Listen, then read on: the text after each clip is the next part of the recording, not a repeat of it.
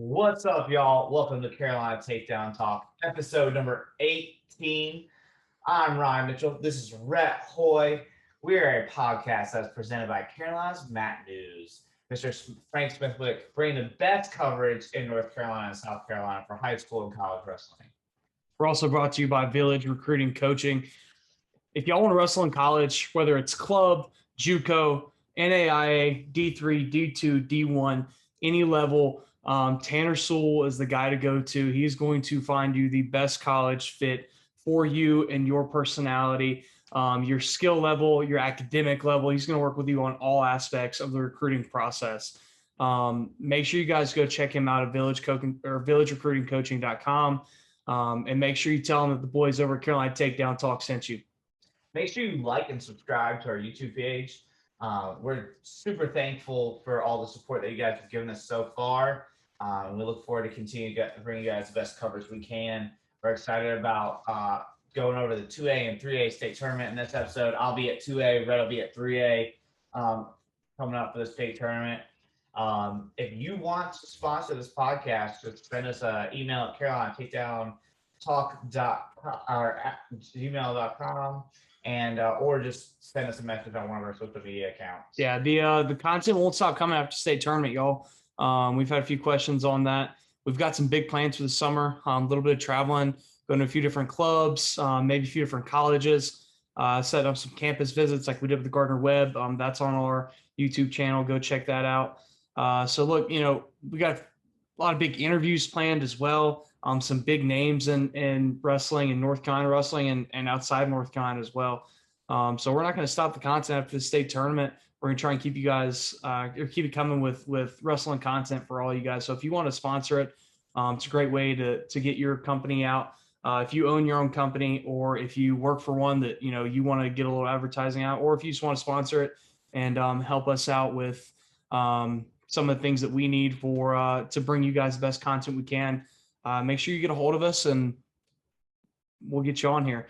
So this episode, we're going to be breaking down the 2A in 2A and 3A regionals and the brackets. Yeah. State bracket. We are here. It's championship season. At this point, the 1A and 4A episode has been released. If you haven't checked that one out, go check it out. I'll put a link up here on the video for that.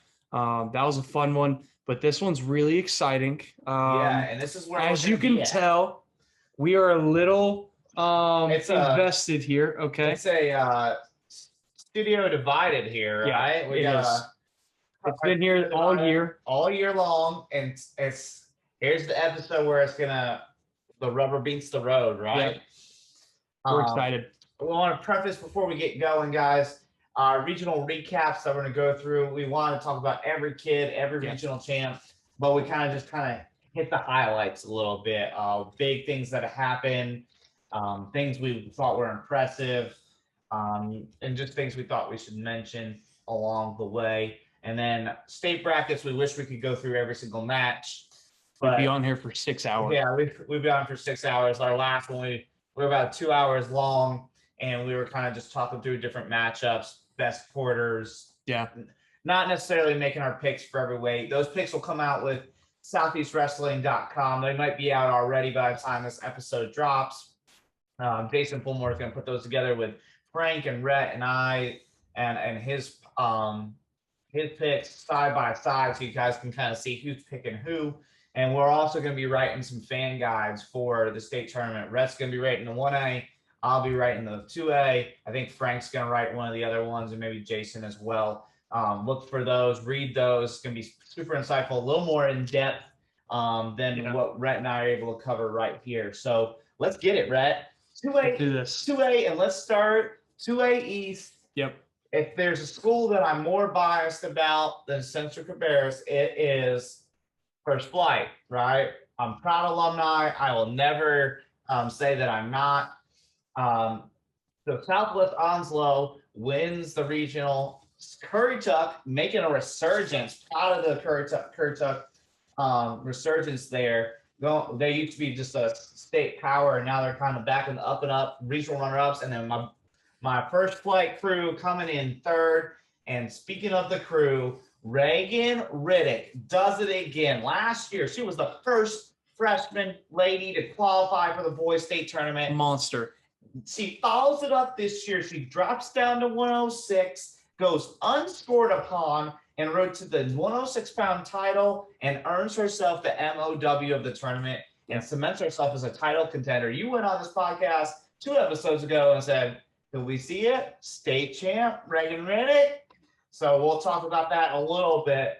But then the first flight only brings 7 wrestlers, Rhett, and they qualify 6. That's a pretty good percentage. They bring 7 wrestlers to the table, qualify 6. Kind of reminds me of their state title run back in 2016 where they brought 5, had 3 champs, a third and a fourth. So similar kind of percentage here. They had Jacob Krasicki win at 113 and Milos Gargol won 182, continuing his fabulous season. Some of the other big notes for the 2A East, we got Walker Bell winning at 120 for West Craven. And then we have Brooke Zach. This is a lady that we talked about a couple times on this podcast, just started wrestling in middle school. And she, as a freshman, is qualifying at 120 for the boys state tournament. And then shout out to Cooper Howe from Richlands. He becomes his school's first regional champ at 132. And then, like I said, Currituck coming with that resurgence. They had they had some heydays when they had Jimmy Helms and Eddie Sawyer. Man, Eddie Sawyer was so good. I don't know if you guys remember who Eddie Sawyer is, but man, he was one of the best our state's ever seen, I think. And so they had Eddie Sawyer, they had Brian Lasham, another monster, 3-time state champ there. Man, Currituck had Jordan Binder. Oh, they had so many good guys, and now they're kind of back a little bit, bringing a bunch of kids to the state tournament, finishing regional runner-up. Yep. And one of those kids, Ethan Brickley, we're going to talk about a little bit. He's a freshman state qualifier. I like this kid, hearing good things from the area. And probably the biggest result that we kind of previewed, Brent, was Alex Johnson in North Pitt and Ryan Lindsay of Croatan meeting at 220, and Alex Johnson wins that one. So big things coming out of the East. Jump to the 2A Mid-East. Dude. Reedsville series. Reedsville bringing that heat. Yes, they really are. I think with the performance they had at regionals and bringing 8 state qualifiers, including 6 champs, they were being – we can't rule them out of the team this year. I know Ford and Cata have their heavy hammers, but if they repeat this type of performance, they're – I mean, don't get me wrong. I think it's an outside shot. Right. But I think it's a race for third. I think so too. But good night. Yeah, no. 6 champs out of the region? No doubt. I mean, we don't want to – I don't want to try and take that away from Reedsville. That is an amazing result and an amazing team performance that day. But I just think that Ford is so good. Yes. Of course, we did our whiteboard war with Ford and Huff. If you haven't checked that one out, go check it out. But like you said, and Cat is solid too. I don't think that anyone in 2A touches Ford. Yeah. I mean, I know we're getting a little bit ahead of ourselves there, but Reedsville, definitely props to you guys. I think led by RJ James and Elijah Boyd. Solid. Yes, yeah. We're big fans of Elijah Boyd here. And then RJ James, we just were watching actually before we started recording this podcast. He put on his Instagram. Yeah, he sent it to us. Yeah, matches, and he sent it to us. Dude, he's getting some dirty stuff. Yeah, he is. He's good. Footwork looks great. Yeah. I mean, and I think that's a big part of championship season. That's kind of what I've been using as our hashtag with most of our regionals posts and things like that is these guys are peaking. RJ James is peaking right now. Elijah Boyd seems like he's peaking. Alex Johnson from North Pitt, they're peaking at the right time. And that's what it's about whenever we're in February. We're not in February. It's a weird season, but that's what it's about when you come to championship season, when it's postseason time, when a ring's on the line, it's about who's going to peak the best. And this year it's about who shows up first round, who shows, and it really is who shows up first round. And if you watched our 1A and 4A, you guys know exactly what we mean by the quarters now. The quarters are massive. There's some massive There's one in this 2A. matchups. There's one in this 2A one as in my opinion, it's one of the biggest in any of them. Quarter we got. And then a big result that I noticed was in the Mideast was Aiden Privet or Trinity over Jason Jellick of Carborough. Jellick's coach is Jason Hughley, who is the man behind the Rockfin channel, Matt Geeks, which is just an ACC college wrestling coverage. So watch out for that one. They're on opposite sides of the bracket going in the state tournament, but we'll talk a little bit about that. They could be meeting again, huh? So the Midwest, Cata's bringing their 8 state qualifiers. Mount Pleasant finished in second with 6 state qualifiers. Kind of Cata's highlights, both Ross brothers win. Yep. Monteperto, of course, does his thing. Man, he goes Tech in the finals over the number 2 ranked kid in the state. Yeah. I think we're gonna talk about it with Tristan Norris too. They both showed there's state level good, but they're national level good. And there's a difference. For sure. And then Aiden Curry and Elijah Harris get it done for Cata as well. I think notable in the Midwest region. And then also for Cata, Logan Fight qualified, someone we've talked about a few times to watch out for, going back all the way to our first episode about NHSCAs to watch out for. Eli Thomas from Forbush, who's a former state runner-up, wins back down to 106. Rolls and wins. The biggest matches, and that one of the biggest matches of all regionals was Hunter Ross over Jordan Slossman. Slossman being the defending state champ out of North Lincoln. 5-3, pretty tight one there. Jacob Cox and Jeremiah Price just do their thing and roll. And then 160, that was a tight one, Rhett.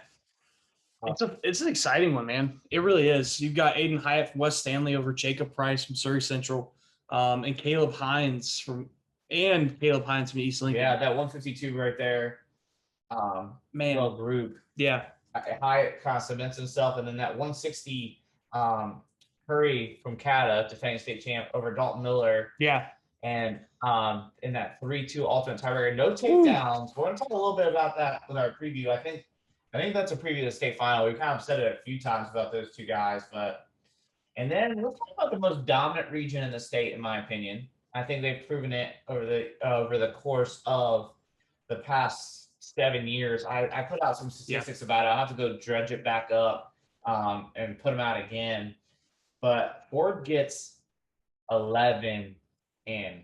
11. There's a reason that people say that they're the best team in the state. Yeah, 11. Man. I think they proved it, and in dominant fashion too. I mean, really, they are something else. Led by Landon Ford, probably one of the biggest names in the state right now. Did you see where on Twitter he called you out a little bit there, Rhett? He did. He pinned his way through. He said, "Tell Rhett I'm a pinner again." Yep. In the whiteboard wars, I picked him not to get a pin. Yeah, and he went 4 first period falls. So shout out to Landon for that. Congrats on the 4 regional titles. Yes.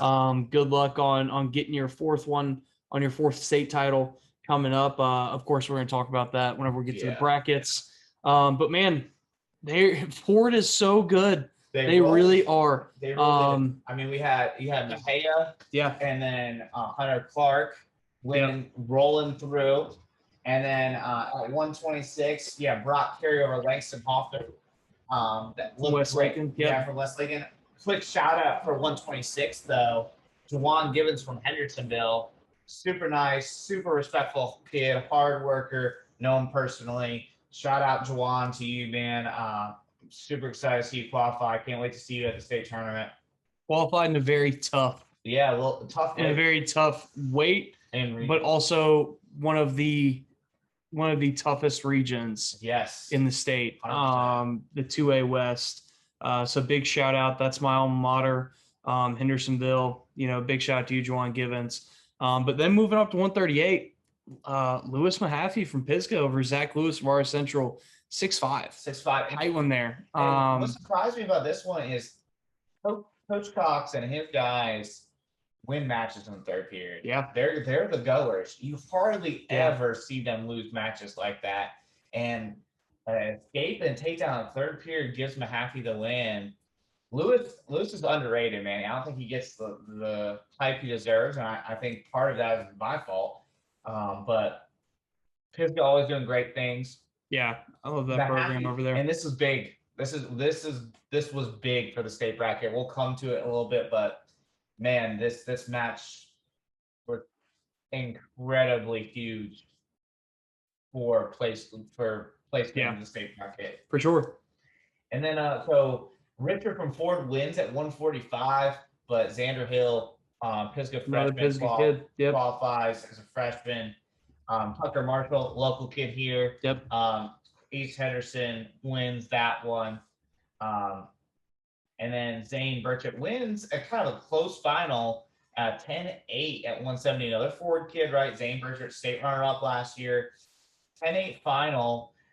It's another one of those, like, I talked about the Joplin one, kind of being folk style scoring, kind of weird, and it kind of ended up kind of similar there as well. Kind of ended up being a weird ending of the match from what I understand. I wasn't there. I was at 3A West. I kind of heard that was kind of a weird ending one. Right. And then Newton Conover, dude. Yeah. They go 3 for 3. 3 for 3 in the upper weights. Yes. Man. I mean, big stuff. I mean, they're led by Ryan Walker there going. I mean, he's UNCP commit. I believe he's already signed. I mean, of course he is. He's going. Yeah, he's signed and going. He's going. I think he's going to do some solid things. The college level. He is your stereotypical heavyweight. You know, doesn't bring a lot of high scoring matches, but he gets the job done. Only one loss on the year. Really good in the ties. Yeah, really good in the ties. Hand fights well. I think that comes from Newton Conover's coaches. Have always had a history of having solid big guys. Yeah. Have coaches that can get in there and scrap with them. Have big coaches. I've always liked Newton Conover's program.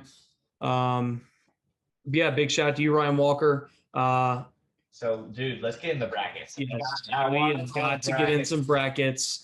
I love just kind of going through, mapping brackets out. Yep. Let's kick off 106. I love watching 106 wrestlers. They just fly around, man. They fly around, score points, the scrambles, the quickness. And I also like just kind of looking at who's the next guy. Coming up. Who's the next Monteperto? Who's the next Early? Who's the next Richard Trainer? In 2A 106, who's the next girl? Yeah. Who's the next Heaven Fit? Who is the future of the I really think that we're looking right here in 2A 106 at the future face of North Carolina women's wrestling in Reagan Riddick. Yes. And possibly, if you watched our 1A breakdown, she may be the one now. Yeah. Reagan may be taking the torch. She might be. She might be. I want to see her and Heaven Fitch. I think Fitch unscored on. Yeah. MOW. And I mean. Yes. Yeah. So this late, Brett, I really think we're going to see it doesn't happen often, I don't think, as much as you would think it would. I think we're going to see a chalk regional champ on both ends of the spectrum. So you got Braden Mejia up top, 25-0 freshman. He's the kid I've been kind of on the train all year long, kind of telling you guys on the podcast, watch out for this kid. Yep. I like the way he wrestles. You got Eli Thomas in the same side of the bracket, 31-0. He was a state runner-up 2 years ago, and then he was beat by Brock Carey from Ford in the quarters last year. But he's wrestled back and took third, right? He's an example of what we were talking about our last show of a guy losing in the quarters and wrestling back and taking third. I hate that these kids don't have the opportunity to do that this year. Too. There's so many in all four classifications. There's so many kids that have incredibly tough either first round or these quarter matchups are so massive that there's so many times we see these this year, especially that these quarter matches, you look at them and go, man, like that could be a state third, take third. you know, 100%. or like it's insane that these kids don't get to have that opportunity. But I mean, here we are. So we're gonna see Mejia Thomas. I think I'm Yeah. gonna take Mejia. I've been on it all year long. Mejia in the finals, and then on the bottom, I think we see Reagan Riddick get to the semis. That quarters matchup with Albert Messer from Pisgah. Gonna be a tough one. yeah, I just think Reagan's gonna hand fight him to death. I said she's gonna be problems coming down to 106. It's here in semis, and we were talking about him a little bit ago. RJ James. yep. Man, I like the way this kid moves his feet, the way he attacks legs. I think we see an all freshman final with Mejia and James. That's what I was gonna say. Is I think James gets there just off of his leg attacks. Yes. I think that if Reagan can figure out how to get one or two leg attacks in her arsenal, I think she's a two-timer. Or even if she could figure it out this year, I think she can win state title. It's just, and we had an awesome opportunity to talk to Ian Miller at the 3A West Regional, and we asked him, what. And I don't know if we got this in the interview or if we were talking to him off air about this. I think we got it in the interview, but he went more into like description off air. So we talked to him and we asked him, like, what are you looking for whenever you guys are here and you are recruiting these kids? Like, what are you looking for? And he said one of the first things that we look at, him and John Mark Bentley at App State, the coaching staff there, they look at, can a kid go out and get a leg? Yes. Can they go and score? Yes. Can they get a leg? Can they get to it? Can they score? How fast can they score when they get into it? What's their offense like? And RJ James has an offense. He has a variety of ways to score. And it's filthy. Yes. And Reagan Riddick can hand fight you to death. Yeah. She will beat you down and will bomb you. Yeah. Okay? But RJ James will get into that leg and he'll score. Yeah. And I think Reagan, my heart picks Reagan, right? Yes. I already told you guys know I'm a biased first flight guy. I'm not gonna beat around the bush on that. My parents still live there. My brother still lives there. I still talk to the people out there, just how it is. So my heart wants to pick Reagan, but my head is kind of saying RJ James is gonna finish a lot of leg attacks and find himself. And then the Mejia. So I'm writing this fan preview, right? Fan guide. It's gonna be out probably maybe by the time this drops. I think I'm gonna go with Mejia. I think That's where I'm leaning towards with this one. I agree on that. So we're gonna pop down to 113 here, and I'm gonna toss this right back to you. Up another first flight guy. Toss this right back to you. Yep. Right. He came down when Reagan came down to 106. He came down to 113 and looked phenomenal. And really put first flight into a good spot. Yeah, he did. He put up first flight in a good spot. Now, I don't think because of how many hammers Ford and Cata are bringing to the table, first flight's not in the team race. Not this year. But they're next year. I think these are two solid sophomores. They're moving up to 3A, but I think we're going to see some big things coming next year. And I think first flight's a team that's going to find themselves fighting in that top 5. I think so. I think Krasiski's a big part of that. I like where he's at in the bracket.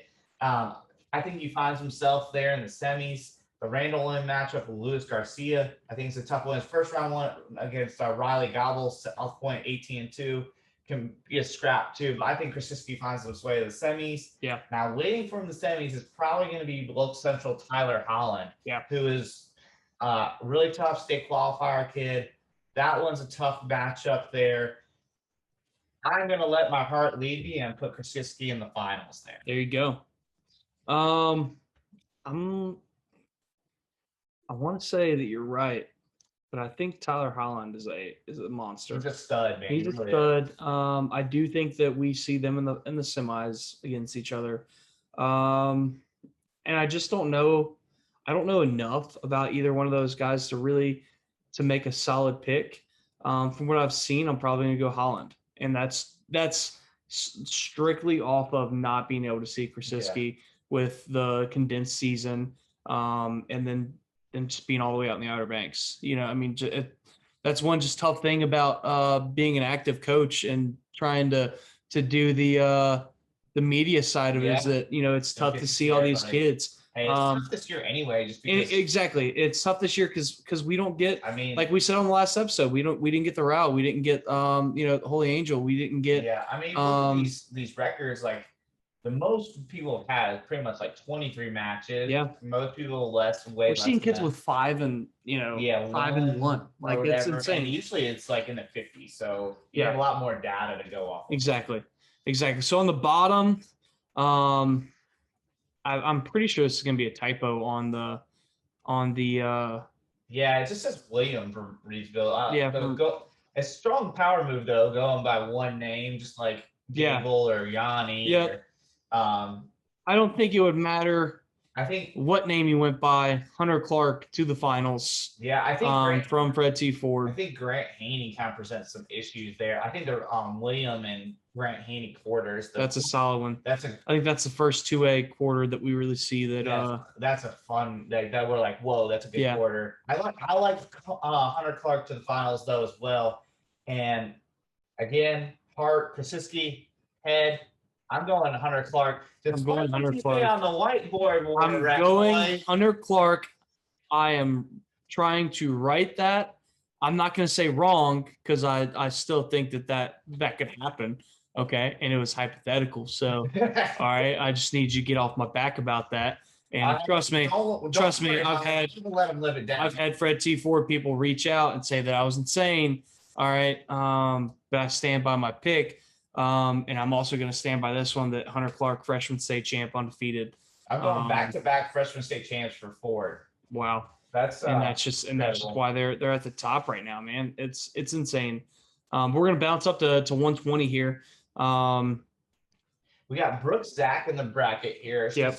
4 seed out of the East region. We talked about a little bit. Tough draw with Hybrid and Josiah Horner, but the guy in that quad that we've talked about already, but Javon White out of Salisbury, number 2 ranked kid in the state. He's not the regional champ because he has Monteperto, right? So I think he kind of cruises to the semis a little bit there. I think the guy to watch I know Walker Bell won the East region as kind of the 1 seed in that next little quad, but David Mccreachin, strong freshman out of the same region as Javon White and Monteperto. I think we see an all Midwest semi here. Wow. I think I'm going to take Mccreachin to really put it on everybody right there and just kind of find his way. He's got a really good skill set, Mount Pleasant kid, and they seem to really always perform well at the state tournament. So kind of seeing them there, I think we see White kind of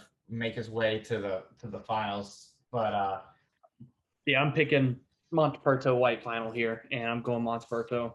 Yeah, I think Monteperto bonuses this whole way. Bonuses, if not sticks his whole way through the state tournament. Yeah. I feel like that one's a pretty easy. I think it just depends on what he feels like doing, honestly. Yeah, I think so. I think there's two. I can't wait to watch him in a UVA singlet. Yeah, no joke. I think Steve Garland is a perfect fit for him. I think North Carolina schools made a mistake by letting him leave the state. I wish we would have kept him, but super excited for him. Super excited for you, Kyle, and congrats on that in your next for sure. I think D1. I'm hoping D1AA. That's kind of where I think really highly. Represent for North Carolina, Kyle. We're behind you, man.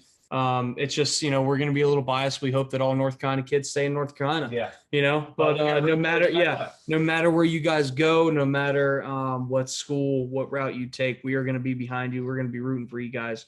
But with that being said, we're going to bounce up to 2A 126. We got Brock Terry at the top. Coach Monster. Son, Fred T. Ford state runner-up a year ago. Yep. And then we have, I feel like he kind of cruises to the semis. He does have Isaac Campbell from Washington, who's 26-1 on the year. But I think Terry's kind of proven by now that he's a bona fide stud. So I think he cruises to the semis. Now, here's another quarter I really like. It's Elijah Harris from Cata, Elijah Harris, not one from Cata that gets talked about a lot. He's got a lot of superstar teammates, right? So he kind of gets under the radar. But this kid's really good. 15-0 on the year, regional champ. Now, a guy that could give him some issues, though, is this Aaron Ortega Perez, who's 24-1 from Trinity. He gave Elijah Boyd a match. Yeah. In the I think it was 5-4 in the regional finals. So that one's a tough one. Honestly, I feel like it's a toss-up. They wrestled 10 times. It could go 5-5. I'm going to take Elijah Harris from Cat on this You one take Elijah Harris to make the semis. I'm I'll gonna take Carey Elijah to the Harris finals. too, even though I won't be surprised. Like I said, I think it's a 5-5. Yeah, I think it is a just toss-up. want it to be Elijah Harris so we can get it forward Cat a semifinal. Yeah, because that'd be big that's for the team race, right? Yep. The team race is Makes Ford it fun. and Carey. Yep. It's Ford and Cata. I Yeah. would say Brock Carey. Carey from Ford. Yeah. Got it. So Ford and Cata is the team race. And Yeah. the more matchups we're going to see from both those is good. Because really what it boils down to, Ford's got more bullets in the chamber, and they got the studs this year. Yeah. That are back, right? They have Ford, they have Burchett, they have Mejia, Clark, Carey. They have those 5 studs to kind of match up with the Curry, the Ross brothers, Monteperto kind of deal. So it's going to be interesting. Cata kind of held them off the past couple of years because they had such big point scorers. I'm excited. I think this is probably one of the more exciting team races too. I know 4A will be wild with a bunch of different teams, but I think neck and neck between 2 teams, this is going to be it here. I think that 4A and 3A are the 2 most interesting ones. Yeah, 3A is going to be fun too. I think 4A and 3A, to me personally, I think 2A and 1A are done. I think it's a race for second. I'm not ruling out Cata in the 2A. I don't want to disrespect Cata by saying that. Yeah. I just think about how I want to say how good that Ford is. Yeah, think about the big points that are going to come from Monteperto and the Ross brothers. You got to think about that. Yeah. So down here on the bottom half, we got a match. This honestly, I said this off the air. It blows my mind that one of these kids is not going to be a state placer this year. Yep. Sam Hodge, Currituck, 12-0. He's been looking for his only loss last year was to Monteperto in the state semis. And Langston Hoffman from West Lincoln, who's a 2-time state placer, phenomenal wrestler out of West Lincoln. They're going to wrestle in the quarters. I'm leaning Hodge just based on his track record last year. But obviously, Hoffman's kind of been a little bit more in the trenches, wrestling kind of more of the top-ranked kids. I'm leaning toward Hodge. I think, again, we have a toss-up here in this quarter. It's not implications on the team race or anything like that, but this is a big quarter. This is a big quarter just for a blood round. Two senior state placers, right? For sure. And then we have Elijah Boyd down here on the bottom half. He looks pretty comfortable to roll to the semis. For sure. And where he'll meet either Hoffman or Hodge. I think Boyd beat them both. I think he does too. I think we're looking at Boyd, Carey. I think it's a Boyd, Carey. And I think Carey beats him to death in the finals. I'm going to go Elijah Boyd. You going with his offense and I'm going to go tough he is on top. Offense. Now, the scariness to me is I know Elijah Boyd. Bottom has been an issue in the past. Carey's tough on top. So that's obviously never a recipe for a good matchup there, But I think I'd let my heart get to me. You like Boyd? And I like Boyd. So do I. Great kid. I like Boyd. Great offense on his feet. Yeah. And he's a senior. Fun to watch. He's a senior with 2 runner-up finishes. I want to see him get it done. Yeah. I'm going to go with Elijah Boyd over Brock Carey in the 26th. I would love to see Elijah Boyd win it. I love watching him wrestle. He's exciting. He's fun. Great offense. He's slick. Yeah, goes and gets hard. He's a fans wrestler. Like it's a lot of fun to watch him. It's easy to watch him.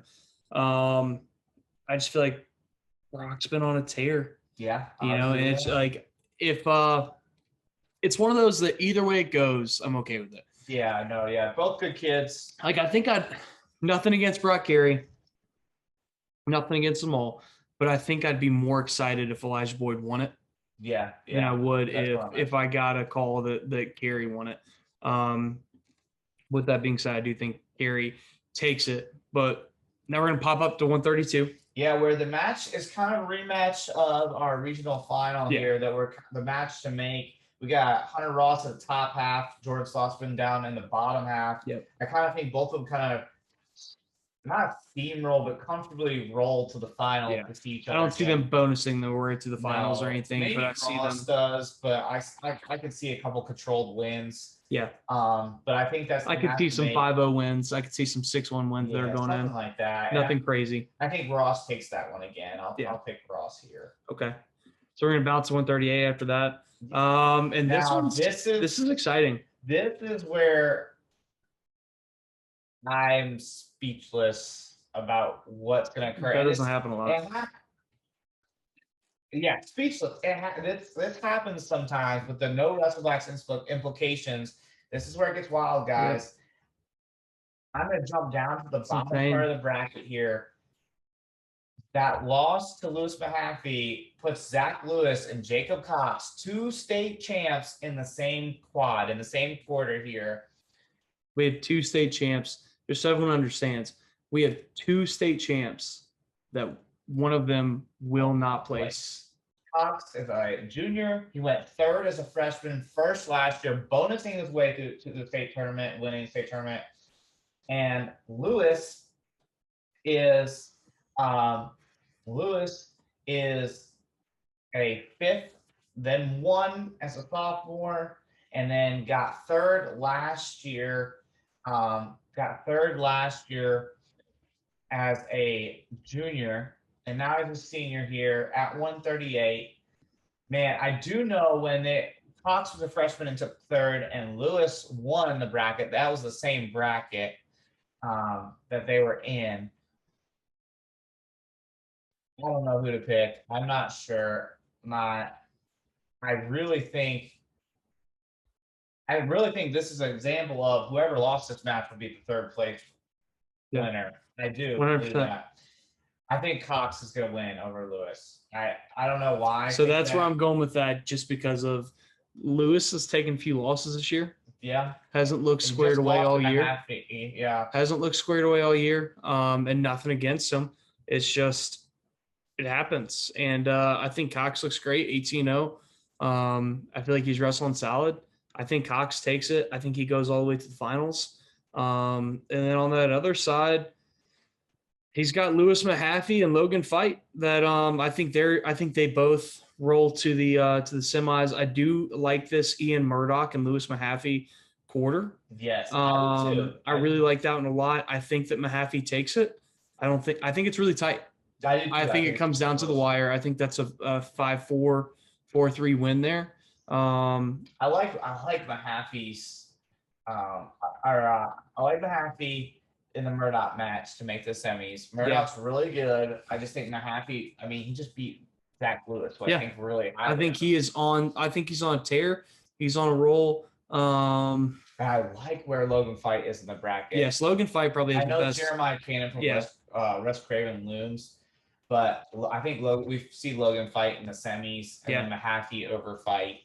And that Jeremiah Cannon fight quarter, that's a solid quarter. This is good one. This is a bracket full of good quarters.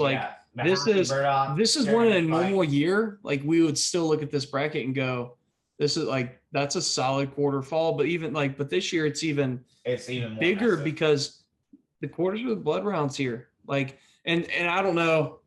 A lot of people feel like this, but the blood rounds is some of the best round to watch. Because that is whenever kids really put it on the line. And it's weird because this year you've got to come out and put it on the line after you won your first match. The normal blood round of regionals, the go to state or you go home. That is one of the craziest rounds. Yeah. I always even at the state tournament, you see seniors that they lose in that quarters, or some of them losing that in that first round, and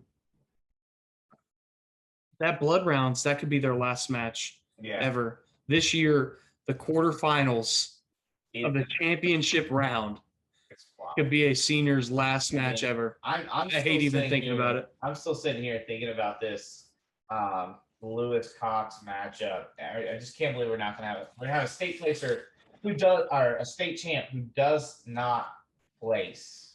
A state champ who does not place in this because of this corner. Yeah, I think a senior that's a former state champ doesn't even place. Which is loses one match doesn't place. Just wild. Just wild. I think the winner of Cox Lewis wins it all. Me too. Even though Lewis just lost a Mahaffey, I will take.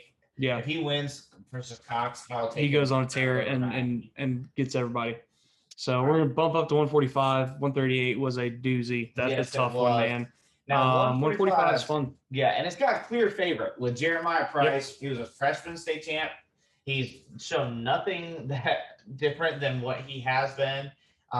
He does have Jamie Richard in the top half, who I think honestly that could have been the final if they were on opposite sides. Jamie Richard, 24-0 on the year, senior for Fred T. Ford. Yeah. Him making the semis though would be huge. For the team right race. There. Yeah.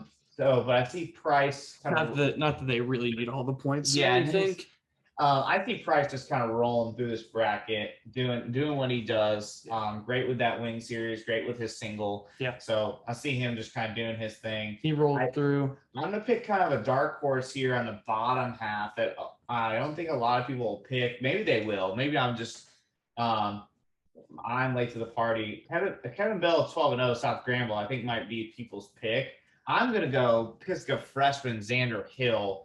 I thought you were going to go that way, but wow. Yeah, I'm going Pisgah Xander Hill, freshman state qualifier.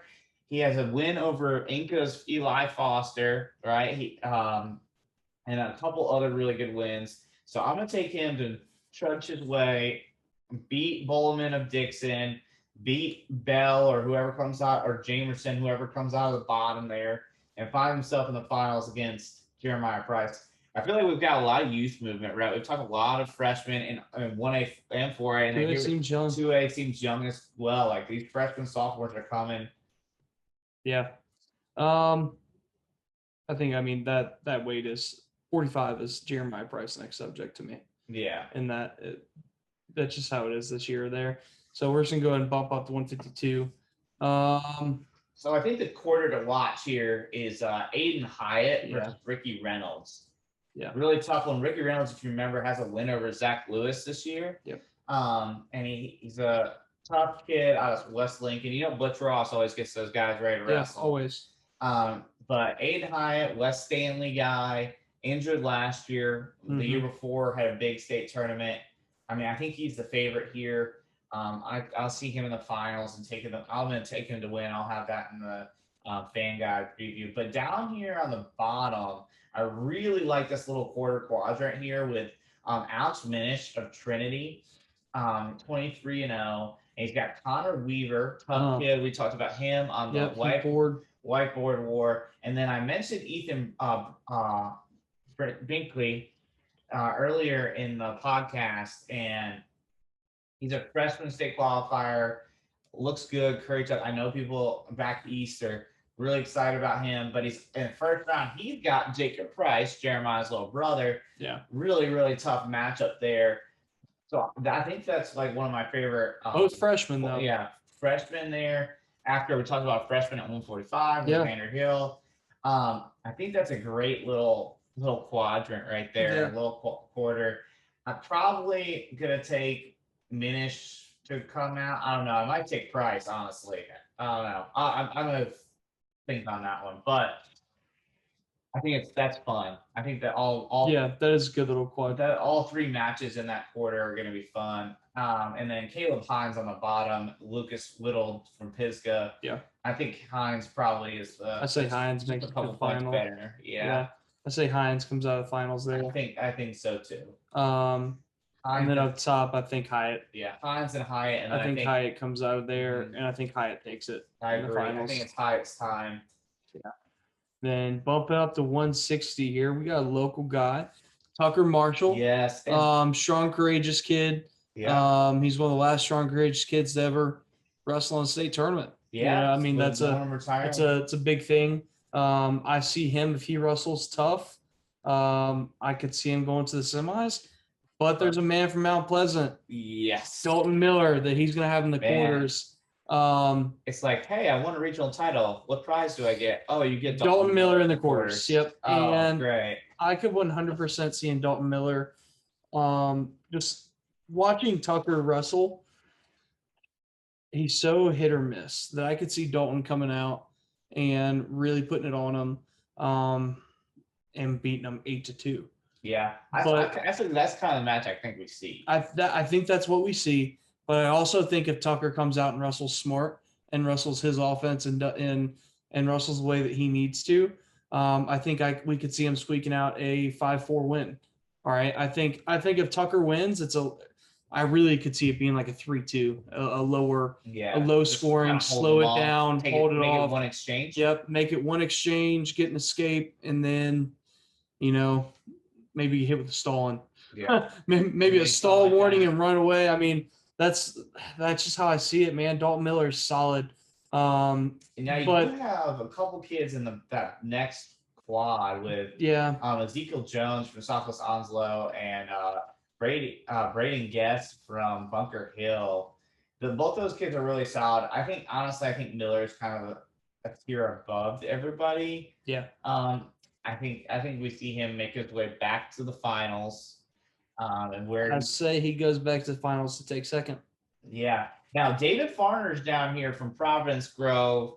Yep. Really good upper body, strong. Can wrestle in all positions, but Aiden Curry. I don't think anyone touches Aiden Curry in this bracket. It's Aiden Curry's kind of been the guy for a couple of years, right? I think he still is. And that match with Dalton Miller is ultimate tiebreaker 3-2, no takedowns. I'm interested to see what happens if one of them opens up a little bit and gets the takedown. I want to see that match again. Yeah, that's what I want to see again. I can't wait to watch that one live in person since I'll be there at the 2A1. I'm still so upset that we're not going to have them all in the same same place. I love watching it. I got to stop griping about it. So we're going to roll to 170. Now, it just sucks, man. 170 but 170 is massive. Huge for the team race right here. Yes. Because the big points coming for either Ford or Cata with Ross and Burchett on the same side. Yep. I think both of them find themselves in the semis pretty quickly. I think Gage Tomlin is tough from first flight. But I think Ross is definitely on another level from that. I don't see anybody in Burchett's little quad that's gonna touch him. So I think Burchett, Ross to the semis. I think this is gonna be a barn burner. Should be the state finals. That's how I feel. I mean, I think Jason Rodriguez from Southwest Onslow is good. Don't get me wrong. Yeah. But I think Tyler Pickard from Mount Pleasant down the bottom is good too.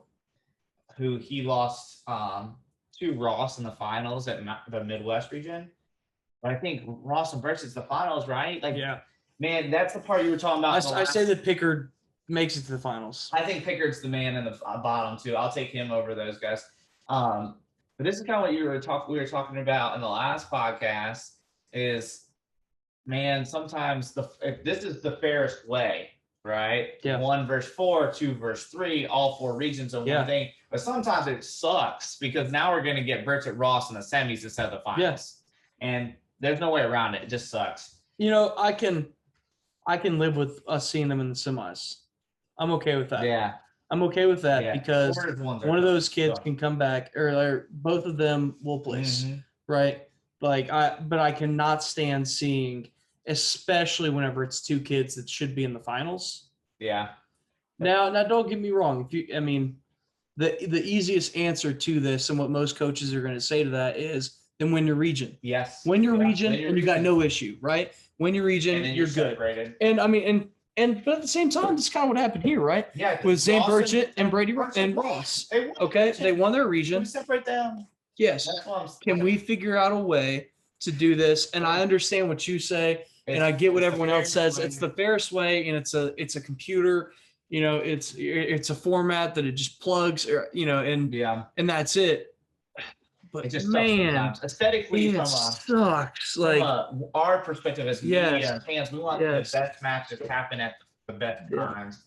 All right, Rat, I'm gonna put you on the spot. Burchett, Ross, who you got? Ross. He went Ross. I thought he was gonna go Burchett because Ross. I'm going Ross too. Ross. I'm going Ross from Cata. I agree, and it's just.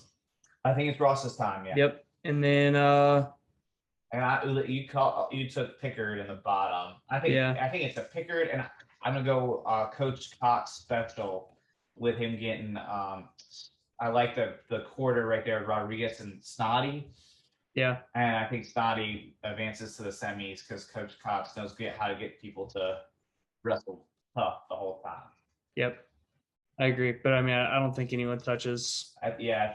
No one from the bottom could touch Rock. I think the winner of the Burchett Rock wins. Winner of that semi is state champ. That's it. All right. 2A 182 brings us Landon 4 next topic. Landon 4 next topic he goes. Which, he's gonna pin his way through. What has he done that says that he shouldn't be next topic here, right? Landon 4 next topic. He's going to pin his way through. Are you trying to make up for the whiteboard war? You're trying to make sure Landon, you're like, oh, Landon, man. I see you. I say, so we've talked about this off the air. I say he pins his way through because we haven't seen him go to third period. Yeah. If he goes third period, who knows? Yeah. I mean, coming off an injury. And I mean, of course, this year he hasn't shown any sign of slowing down. Zero sign of slowing down. We haven't really seen it, is what you're saying. Exactly. We haven't seen someone push him. And I think it's match safe. And I think that there's one man in this bracket. There's one guy that can do it, and that's my opinion. And now Brett feels similarly, and maybe because I've pushed it down his throat, bias-wise. I think my man Milos from First Flight is the one guy who can push for. Right. Now, we want to point this out. We are not saying that we are picking Milos, right? Milos? Yes. Okay. We are not saying that we think that Milos can beat Landon 4. Okay. We are not saying that we think that he is going to beat him. We think that if there's anyone in this bracket that has a shot at pushing Landon to the third period where we haven't seen him, it's this guy. Now, I personally think that Landon is going to pin his way through. I wouldn't be surprised if it's first period pins like he did in the region. Landon 4, going for 4. Yeah, 4 for 4. And gonna get big team points there. And 4 for 4 for 4. There we go. Hey, first 4-time state champ in a while. So it would be cool. And you know what? I think he's starting a trend though that we're gonna see followed up. More coming. Yep, we're gonna see it followed up. Happens in clusters like that. Kind of 04 to 2009. We had a bunch with Dusty McKinney and Justin Sparrow, Chris Bullens, Corey Mock, and Jacob Creed, all right together. Yep. And then we're about to see it again. So moving on up to 2A 195, Owen Clark, 25-0, Newton Conover. We kind of talked about him winning there. Just a sophomore. Really impressive. Could be the future of the weight. Could be. We have from Carbro, we talked about a little bit, Jason Jellick on that side. I think that's a pretty good semifinal. We got Bryce McKeel from West Craven in that mix too. Him and Jellick, I think, are the quarter to watch. Yeah. I think that's a good little 3-pair right there. I don't really see anybody else outside of that kind of challenging those 3. I think the quarter and then Clark kind of finds himself in the semis. And then we got I think the guy all the way to the finals is Levi Klutz. He was runner-up last year. I do think he's got an interesting quarter with sophomore Colby Mace out of Fred T. Ford. Yeah, Mace. Workout. I mean, he's got to be one of 4's main workout partners. I mean, that's got to give you something in the room to be working with a 4 sorry, I don't want to get ahead of ourselves here. A 3-timer going for 4 every day in the room, right? But at the same time, I think this semi between Aiden Prevet and Levi Klutz is what it's going to come down to. Yes. I like Klutz in that one. I do. I like Klutz comfortably. I like Klutz over Clark in the finals as well. That's going to be my pick at 95. But we're going to bounce up to 220 here.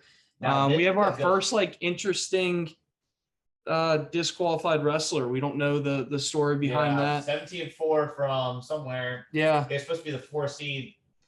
So it So looks Cole like Clark moves into the already in the quarters. quarters. Yep. This is a good one. Ryan Lindsay, who we just talked about, Alex Johnson out of East beat him. Ryan Lindsay's 21-1. Yep. Croatan is a powerhouse program. Like what Yeah. team out of the East has been better than Croatan over the past decade and a half? Right. I mean, even almost 2 decades Yeah. now that Croatan and David Perry has just been really the model program for all classifications out East. But Ryan Lindsay from Croatan, Cole Clark was a runner-up to 4 last year. Yeah.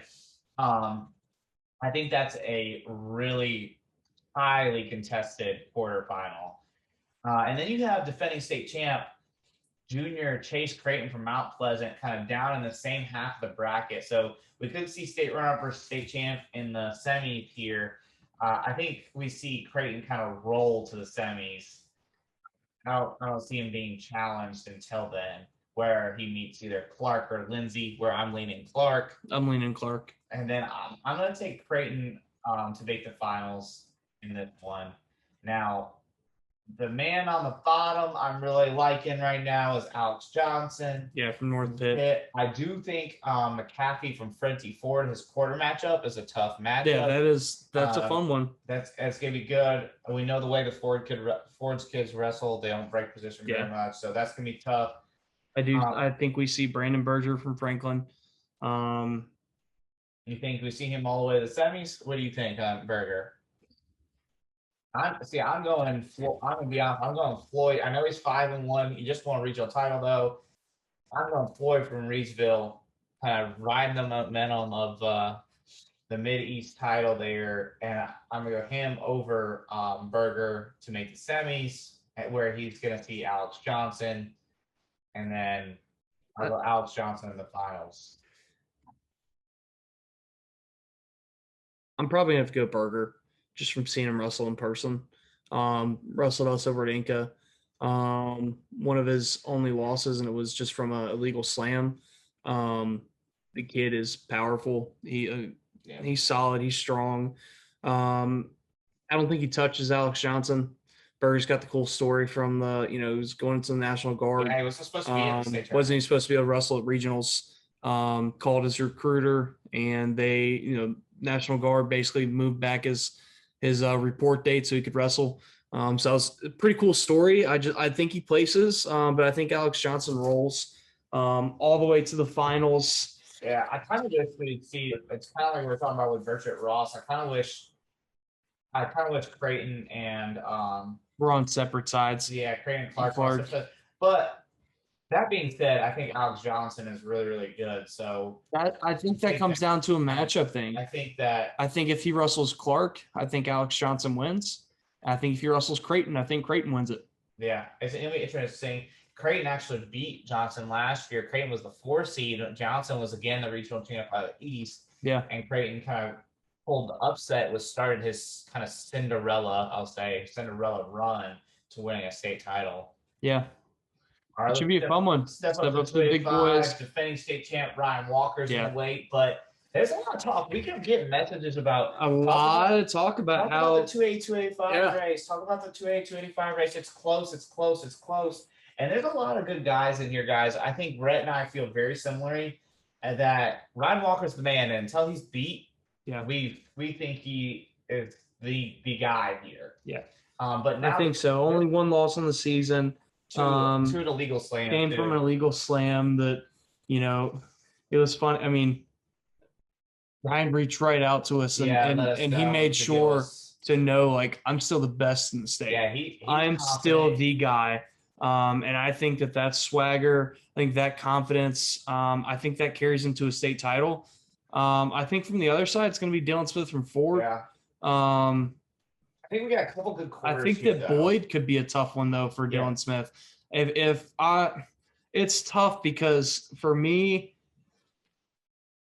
it's really tough because I think that whoever comes out of this quarter between Dylan Smith and Alfonso Boyd, I think that's who we see in the finals. See, I'm leaning kind of differently than that. Okay. I do like the Alfonso Boyd Dylan Smith quarter. Not sure where I'm leaning. I kind of like Smith in that one. Just, big teams wrestle in big matches. Yes. And stuff. And Ford's kind of been on the grind. And Alfonso Boyd, like Aiden Griffin, no fault of his own.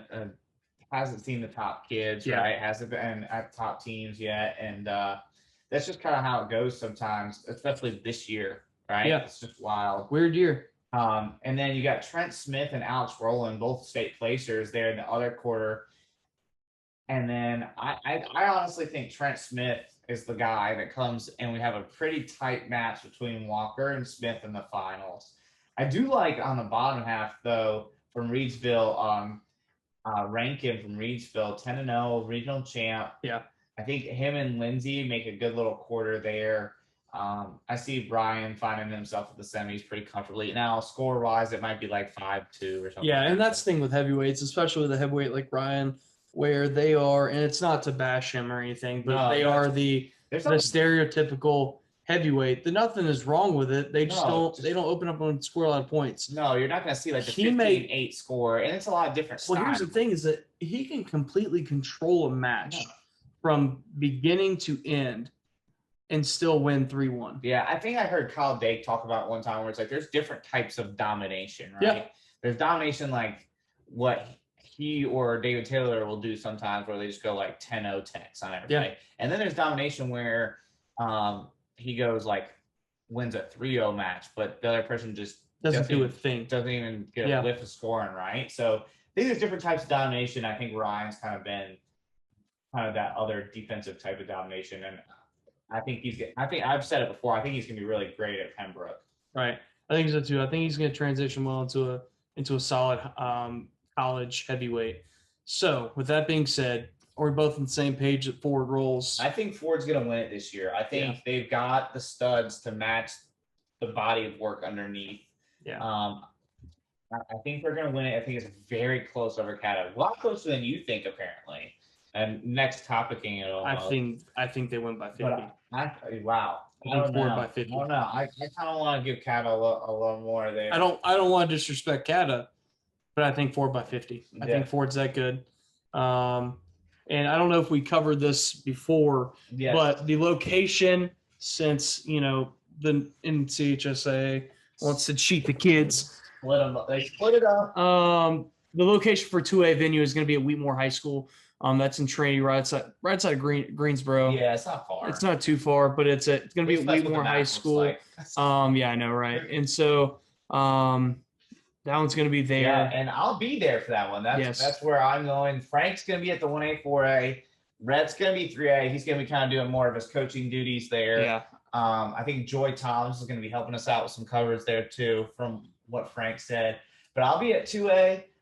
If you see me, come talk to me. Yeah. Obviously, doing this, Rhett and I both like to talk, so that's why we kind of seriously, come talk to me about come say hey to us in any of the classifications. 1A, 4A. I know Frank's going to be at that one. Yeah, come talk to Frank. He loves to talk wrestling. 2A, Ryan's going to be there. Go talk to Ryan. 3A, come talk to me.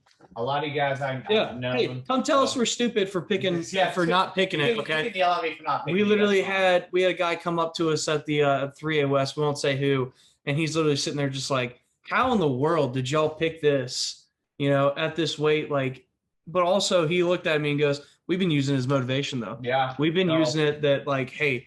And we've heard that a lot all season. That like, and we don't mind that. Yeah, we love it. I honestly, we are not going to take. Yeah, I'm a growth mindset person, so being wrong doesn't ever bother me. Exactly. So come let us know. Come let us know if you love the show, if you hate it. All that stuff. I mean, it's awesome. Just talk to me at the 2A tournament. Seriously, say hey to everybody. A lot of 2A people I've known for a while. So let's jump up to 3A. It's time, guys.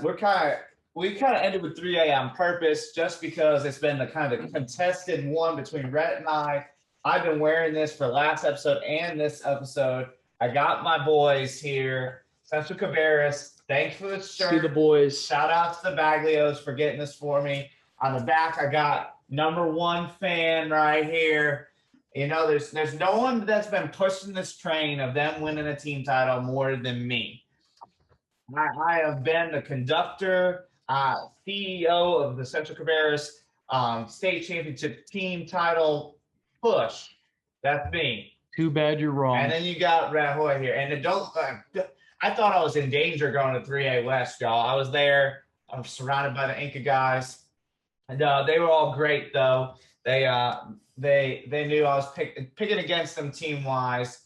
But they used it as motivation, I think, a little bit because they did look phenomenal, which we'll talk about a little bit. But let's start all the way out east where Havelock holds off D.H. Conley. D.H. Conley, 21-0 dual season. But a solid year. Havelock kind of holds them off in the team race. Yeah. I think D.H. Conley is going to bring they're bringing like 8, I think, was the total state qualifiers. Kind of individually, we have another freshman lady in Lily Pendergrast from South Brunswick finds herself at the state tournament. I'm going to say it, Rhett. This is the year of the ladies. Year of the ladies. I mean, we've never had this kind of amount of push where we're seeing all these girls in our state tournament bracket. No doubt. And I love it. I love seeing them pushing the envelope, getting better. It's better for sport, I think. I think it's better. I think it's better for us to present to our state and be like, look what's happening. Look from year 1 to year 2, how many girls have made the state tournament. Equitable, need this sanctioned sport, right? 100%. So I think it's better. So shout out to Lily and the South Brunswick coaches. She's a freshman. We've talked about that. Reagan Riddick was the first freshman girl to do that, and now we're seeing a bunch. But the story paving the way. Yeah, the story of 106 is Christian Zickfuss, West Brunswick, doing his thing. Rolls. Yeah. Kind of, man, he's gonna be tough to pick against when it comes to the brackets. We'll see. It'll be tough. 120. Speaking of D.H. Conley, we got Ethan Lenny's in. Man, D.H. Conley out of nowhere. Yeah, I would have not predicted that coming into the year, right? No. I would have. They put themselves on their map. To be honest, D.H. Conley for a while has been pretty average. Yeah, not this year. Not this year. I think that they are a silent state title contender. Yeah. I mean, and with that being said, Havelock has to be as well. Yeah, Havelock and D.H. Conley holds them off. Haven't gotten the notoriety from us or anybody else that they kind of deserve, and they're bringing some people to the state tournament, and they're just as much in it as your Inca Jets or my Spencer Cabarrus team right here, my man. He doesn't even know the logo. Yes, he doesn't even know the mascot. Okay, it's literally right here. Okay, he doesn't even know. Inca Jets. Yeah, I'd go with Inca Jets. Then I was like, I don't want to say mascots. Because I think mascots are lame, to be honest. Whatever. Anyways, back to 126. Now we got off on our weird squirrel chase there. Yeah. Hey, Ethan, I want to point this one out. Ethan Blevins from Topsail. We had him on our freshman big board, kind of took him off and then put him back on. Yeah. And now it's a sophomore one. I'm talking about last year. He wins 126, kind of rounding back into form. I think he's kind of interesting heading into the state tournament. River Carroll, which is school, still dominates. Goes from Swansboro, Les Carteret. Different school, same River Carroll. Yeah. And then monster. This is the kid from D.H. Conley I really like. Yeah. Troy Weaver, 182. He looks good. I'm really interested to see him in the state tournament. You'll have to let me know how he looks live in person. Yeah, I'm excited. I'm excited to see that one. So rolling over to the 3A. Speaking of silent title contenders, I think there's 2 here. Yeah, me too. I think there's 2 here.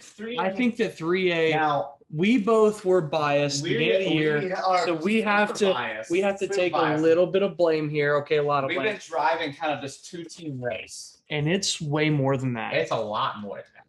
I really think that this race is going to come down. It's going to have Havelock, D.H. Conley, Union Pines, Orange. Yes, sir. Piedmont is back. Yeah, I thought they were. Piedmont is back. Okay, so I know I'm jumping ahead of myself a little bit. Yeah, you're right. Piedmont is back. Central Cabarrus, North Henderson. Yes, we cannot leave out Coach Oy, Coach Knock, and the boys. They look great. And the Inca Jets. All right. I truly think this is an 8-team race. I do too. That it could go any way. And I didn't see it this way. No, I didn't see it this way. And I don't know if it's just because I'm so biased or that some of these teams just came out of nowhere. But I also think that Piedmont kind of just like, dude, I did not see Piedmont, and I know I'm really getting ahead of myself here. And I guess we could do the Midwest first. but I did not see Piedmont having the postseason that they put together. Oh, that was great. They looked solid. I think so. Here's where I think we got started off is that we looked at the return. I think it's probably a narrative that I drove personally. It's because you were the defending state champs, but Marcus Jackson and crew, right? Shirt I'm wearing right here, Central Cabarrus, they returned the most points, team points. So those are the top two. I think what we didn't see coming was the development that D.H. Conley and Havelock and Union Pines and Orange made throughout the year.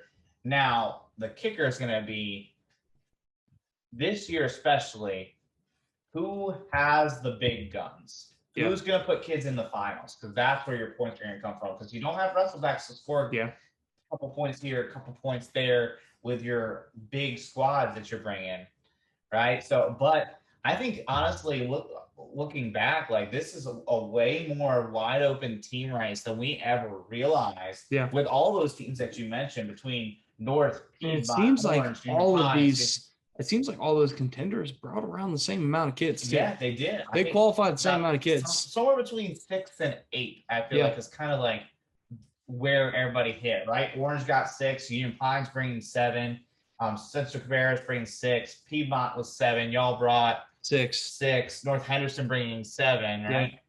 Yeah. And then DH Conley bringing 8. They got 8 in. And Havelock, I don't remember what number they brought in off the top of my head. I didn't type that in our doc here. But so let's talk about a couple of those title contenders. Junior Pines, 7 state qualifiers. Yes, we're going to go 3A middies first. Yeah, 3A middies. They have Aiden McCafferty that wins over Jaden Paul of Cape Fear for the 170 title. Faison wins the 152 title over Nick Williams of Triton. 4-3 tight, a lot tighter than a lot of people think. Yeah, a lot tighter than I thought it was going to be personally. And then this result here, not a Orange or Union Pines kind of matchup, but this 106 freshman Josh Miller from Northwood turning out freshman 106 pounders apparently with Tyler Tracy last year, now at Cardinal Gibbons, but Josh Miller in Northwood, he wins over Ashton O'Neill and Chris Watson. Yeah. Which those were 2 highly state-ranked kids to stay undefeated on the year. Kind of puts himself in title contention where, I mean, I wouldn't have picked that, honestly, going into the weekend. So those are kind of the big Mid-East bullet points. The Midwest has got some heat, dude. All right. So this is probably the most shocking result. See, I'm not overly shocked by Piedmont over Central Cabarrus at the region. Here's why. Because at the region, there's not as many guys to pick off the Piedmont kids. Kind of like where you saw Penn State not win Big Tens a couple years, and they had like 5 national champs. They won the team title. Okay. Kind of like that. They have the most elite guys, right? So kind of a similar vibe. I'm not surprised by that. No concern about going with the crew.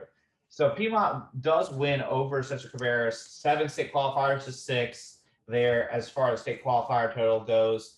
The Baglio boys go back to back. Once again, shout out to you guys. Thanks for the shirt. Love it. And I almost didn't let him walk inside my house. Oh yeah, I showed up to the house and he was like, "No, you can't come in like that." But it's great.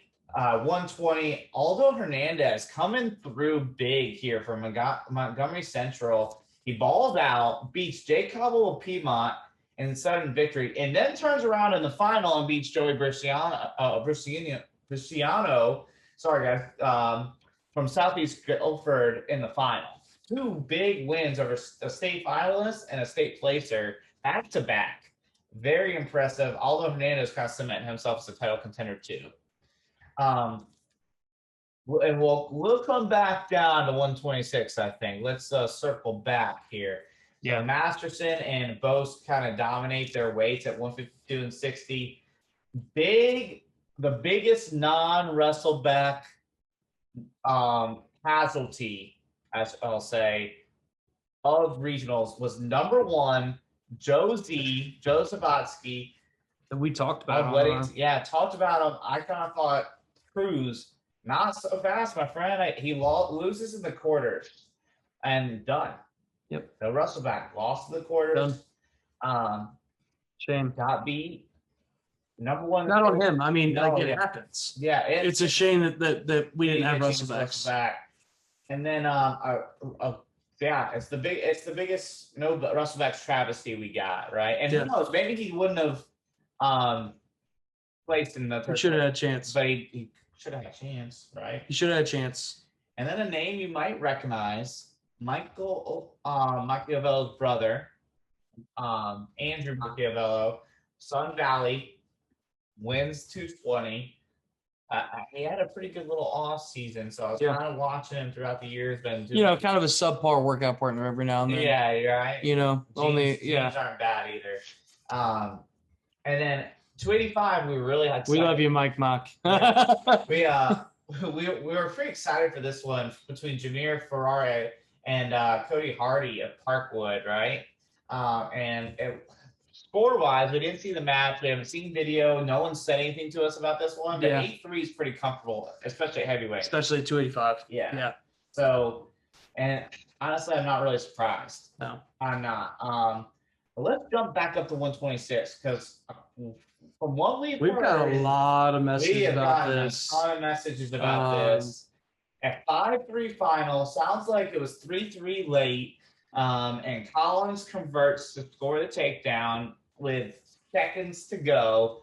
Sounds like it was a very controversial call. Sounds like there was a little bit. Jackson was in on a shot.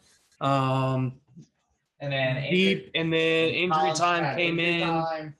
It looked like, honestly, it's always a tough conversation to have of when a ref can stop for injury time. Mm-hmm. Because of course we don't want an athlete to get hurt. Right. Never, like that's something Safety we never first. want to happen. Safety first at all times. But do you think, we've seen the video.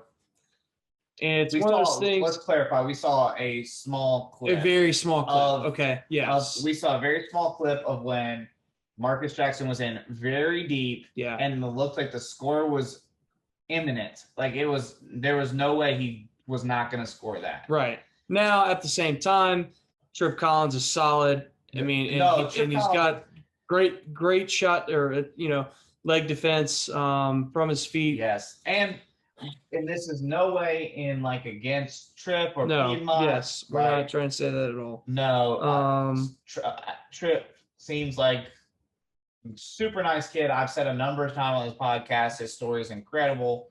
That everyone should hear about it. I don't, just knowing what Collins and Piedmont are about, I don't think there's anything weird. They've never had the reputation to. So it just happened to be in a bad time when the injury time was taken, and it did look like the score was imminent. Now, I have not seen, I don't think Rhett's seen, we haven't really talked about too much, the questionable takedown at the end of the match. Right, that people have talked about. From a ton of people that there was a little bit of drama on. And now I'm obviously wearing the shirt, right? And I am biased because I think they are going to win.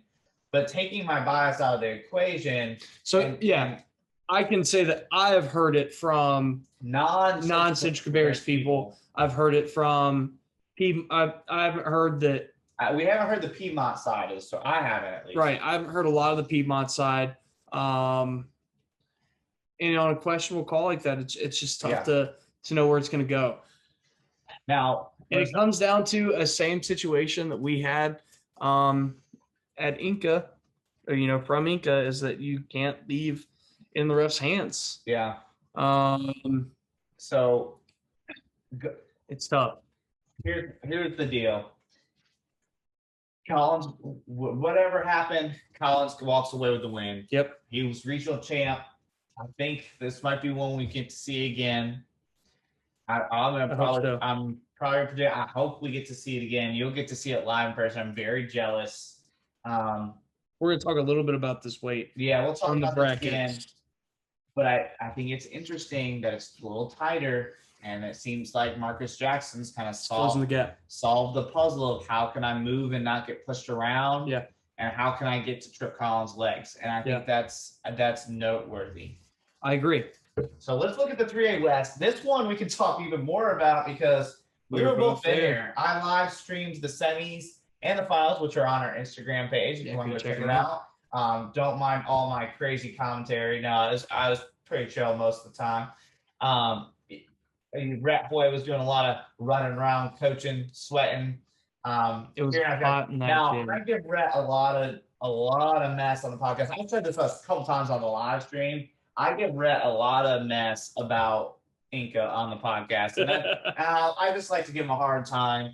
Coach Harris and the rest of the crew, because you guys have like 50 coaches. Y'all are all upstanding citizens, all right, and your kids are not only respectful, but they looked great. I'm not gonna lie, guys. Inca looks great this weekend. Them and North. I will say North Henderson looked amazing as well. Coach Knock and Coach White had those boys ready to go, and the team race was tight. So we knew North was real. They beat us in the duel, and they beat us for a conference title this year. So we knew that North Henderson was the real deal. But I will publicly say I didn't know they were this good. Yeah. I kind of honestly, man, they're in the race. I kind of thought going into the year they are in the race. They are good, not great this year. That's kind of thought. I thought they were going to be a rebuilding year that was going to be around that it was going to be Laz and Tristan, and that was going to be the show. But boy, was I wrong. They developed, and I think it's big props and massive respect to Coach Oy and Coach Knock over there. And I think they got a good thing going. Coach Williams, helping them out in the middle school. I know he's moving to high school next year. Yeah, developmentally, they bring kids in. Yeah, and they keep on getting better. One thing they do really well too. I noticed this when I was teaching at I teach at a different elementary school now, but the previous school I was at, they made a strategic effort to come into the elementary school and get elementary school kids that were going to be at their middle school and high school in a couple of years to come to their youth club. And I think that they're strategic about how they do things. They develop talent really well. Yes. They get their ultra studs, but they also get these kids that they take from. Always one of the best to do it. Yeah. I know that he is. So I know that they are our main conference rival. Last year was West Henderson. You know, last year us and West Henderson had some battles. Yes. That they came out on twice. I mean, I just want that to be known that the same thing happened last year. Yeah. And we won a state title. This is true. There's a pattern here. We peak at the best time, and that's what Mark Harris is known for. I think everyone in the state knows that. Is that whenever Inca comes to the state tournament, we are peaking. And I think that's one of the best things that Harris has really nailed down. And we have a staff that we love the kids we coach. But man, I just can't say enough about North Henderson and how solid they looked. They punched through 7 state qualifiers. To turn around in the quarters.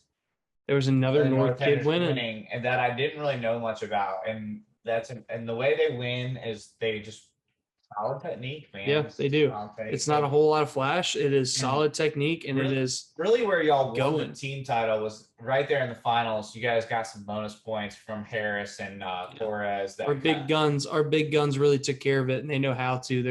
They're veterans. They know what they're doing. We punched through. We punched through our 120-pounder Isaiah Morrison, sophomore. He punched through. We had a kid that Bodie was a freshman who, man, rest of the state, look out for this kid. Okay. Look out for him because he is going to be a problem in a tight match. And we left it in the ref's hands. And that's what I'll say about that. Yeah. And that's it. But let's talk a little more about the rest of it. I think 113 was probably my favorite weight. Damon Landreth from West over Sly. I did not see that coming. I kind of thought Landreth had the advantage heading in, but I think it's a toss-up. Honestly, I think you wrestle that one 10 times, you get 5-5. It's a toss-up. Now, I think now that Sly has felt what Damon Landreth feels like. I think Sly beats him. I think Sly has the advantage going forward. I agree. I also think he kind of waited too long to attack. Yeah. He kind of felt him out a little too long, and Landreth kind of right on the attack. It was kind of funny. I was in the semis. I was commentating that one and kind of staying on that one a lot. They ended up in the same position probably about 5 or 6 times. Yeah. Both ways, with either Sly or Landreth kind of dumped the side, leg hook, trying to pop their head, and Landreth was able to convert. Sly didn't on the edge. So Sly's one you gotta watch out for him in the current bracket. Seriously. We're gonna talk about that in a minute, and then Landreth was kind of wrestling with Laz Vasquez in the finals from North. But then ultimately Laz stuck him in the cradle near the edge. At 120, we had Henry Patella of North by fall over Matt Graves doing Kramer. I felt that was a big one. The way he just dominated. Portello looked good. Fall. And then Rex Howard, number 1 in the state over number 2 in the state, Grant Kellenberg of Coverstone, very comfortably. Rolls. Oh, man. Rex Howard looked great. He looked great. I said this on the live stream, but I didn't realize how good on top Rex Howard was. Yeah. I knew how good he was on his feet. Now, don't get me wrong. He's not out there turning fools. No. He's riding the snot out of them, though. And it's a tough ride, though. Yeah. And he's solid. Do we know where he's looking at going to, if any schools are looking? I think people should look, though. Yeah. I don't know where he's thinking. I think he's going to transition well to the college game as well. Yeah, I like it. He can go get legs, right? Like Ian Miller or something. And then that top pressure is going to help him. Yep, I agree. So, 145. I think this is the guy maybe outside of Tony Torrez. I think this is the guy I was most impressed with is Zach Courageous. Yeah. He beat Trayvon Hill from North, and then he in the finals beat Eli Foster from Inca. And so he went back-to-back on those. And honestly, he was very comfortable in both those wins. Yeah. He's number 2 in the state right now. Man, I can't wait to talk about him in the state bracket, but he looks great. He looked really good. I like he would go either to this low single and be able to finish up high, or he was able to go like a swing single, and then when Hill or Foster would square up, he'd drop down into that low single. So got a variety of ways to finish. He transitioned really well. One thing that really impressed was his chain wrestling, like you said, and he was tough on top. Yeah, very tough on top. The entire tournament, he shut kids down on top. And in big matches like that, you have to be able to do that. And then, Grayson Harris had some dirty highlights. Rhett put a duck up on our Instagram page. And then he also had the same match, hit a spladle. And then in a semifinal, the spladle comes back. He hit a spladle all the way through the state duels last year. And had a massive one. I don't know if you remember, but it was probably the biggest pop of the state tournament last year in Greensboro, one of them. But spladles, I think, in the quarters, and the whole place goes nuts. Like one of my favorite moments. Yeah, and he had some throws in a semi. He had Harris. That's why I like him, is because he just goes for it. And then Tony Torrez, he's a kid I've talked about. I really like. I'm a fan of him since this interview that you did with him. I was really impressed. The match was kind of tight going late in the third, and he did some pretty top work, get a couple turns, and I think that really helped. But not only did he – so that match, it was really – I think it was Ashbrook kid, if I'm not mistaken. Entis from Ashbrook, He was good. Solid athlete. Good. Hard to get to. Hard to score on. Athlete. Moved his feet well. And Torrez kind of started to realize that we could get some work on top. And I think it was 8 seconds to go, he looks up at the clock, sees that he is 3 away from a major, and goes for it.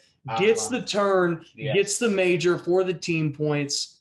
And like I said, I said it in the last podcast, I really think that is the difference between a state championship and a runner-up. Yeah, it was, a team title. It was impressive. Definitely team title-wise, is looking at that and being willing to put it on the line for your team to go get those bonus points. It was massive. No, I was you were pumped in the corner. Man, I was behind the quarter on that one. I jumping up and down, like just that leadership to see it, to have the awareness and then to go for it and get it. Yeah, I like him a lot. I think he's Now 170 was won by your man Luke Arts. Yeah. O'Shea of Stuart Kramer. The wild man. Yeah, he is. I typed in the love him. Arts is the wild man because he went in the quarters, I think it was. He went outside trip and like the kid kind of fell on him weird and he still came on top. Yeah. And then in the semis, he goes for a big, I think it was a big throw right there, and he's into a cradle and he sticks. I have said it ever since I saw. He stuck Brown from Reynolds. And then in the finals, he's trying to go roll through cradle. I don't know. He's trying to cradle, and he finds himself on his back, almost pins himself defensively a couple times. Pulls it through. And then O'Shea does this from Stuart Kramer, does the same thing. Yeah. They're going cradle happy for both guys. Yeah. But Arts is a wild man. He's definitely a wild card. I have said it, especially since last year at the state duels. Arts is dangerous from any position. Yeah. And I truly think he is. And I think he's going to be dangerous for anybody at the state tournament. I really do. I think he wrestles solid. He wrestles his match. He's dangerous to himself, to be honest. Just he puts himself in some weird situations. I like it though. It's entertaining. I had fun commentating his matches for sure. I think he's dangerous. I had fun watching you in the corner as well on that one. Heart Attack City right there. Okay. Now, one thing too, this is one of the most impressive kids of the tournament to me, just because of the way it happened. Andre Britt from St. Stephen's was down in the third period. It was like 5-2, I think was the score. Yeah. And he goes and gets 3 third period takedowns to beat Trey Crawford of Kings Mountain. Yeah. And I liked that. He kind of just decided it was time to go. Yeah. He had Coach Billy Baker saying, yep. Billy Baker was getting fired up. Yep. So I'm sure Andre was like, yes, sir, let's go kind of thing. And which was awesome to see us, St. Stephen's kind of rebuilding a little bit this year. But that looks good though. Man, they all wrestle tough. I mean, it's St. Stephen's, Billy Baker has built a tradition there. He's built a culture, as Tanner Sewell would say, from Village Recruiting Coaching out there. But, they all fight for it. They all go out and wrestle well. And it's always a tough one whenever you got a St. Stephen's kid come and step on the line. But Andre Britt definitely looks like he made Baker proud and bumping up to 95 here. Yeah, your boy. My boy, Colby Maxwell, returning state finalist. He moved his feet really well. I thought offense looked great. He looks like he's putting it together. Belmont Abbey commit, they got a good one. I'm excited to see him prepare this coming up week. And I'm excited to see what he does in Greensboro. You know? Be good. Yeah, I'm excited. So 220. Man, everybody kept asking me, make sure you get the Hurt Norris final. Make sure you get a Hurt Norris. Everyone thought it was gonna be a match. Everyone thought it was gonna be a match. We kind of talked at the tournament. We talked off air. We didn't really think that. Not the way Kristen looked. Even before that, we talked a little bit about Montefrito, right? Yeah. Guys, I mean, who knows? Maybe Tristan will get pushed to the state tournament, but as Jaden Cox said, there's levels to this, right? There's a reason that Montefrito and Tristan Norris are ranked in the nation. Yeah, there's a reason for that. Yeah, I think you said it on your commentary of there's state ranks and there's national ranks. Yeah, Tristan is kind of on another level right now. People forget too, in the offseason he pins Akari Morrison. Dude, the best way I can describe watching Tristan wrestle at that regional tournament was go to a junkyard and watch a car get crushed. Yeah, he's just a wrecking ball. Honestly, kind of looks like a man amongst boys right now. He does, man. Like he's ready. He's ready for that Appalachian State run. Someone make him shave that mustache, please. But Ian Miller, Tristan, we love you, man. Get rid of the mustache. It was very excited about getting that guy in the room. Yeah, and who wouldn't be? Yeah, App State got a solid one. As an App alum, I'm very excited to see what he looks like. App State looked great. At 285, sophomore 3A 285 sophomore regional champ AJ Richardson from Kings Mountain.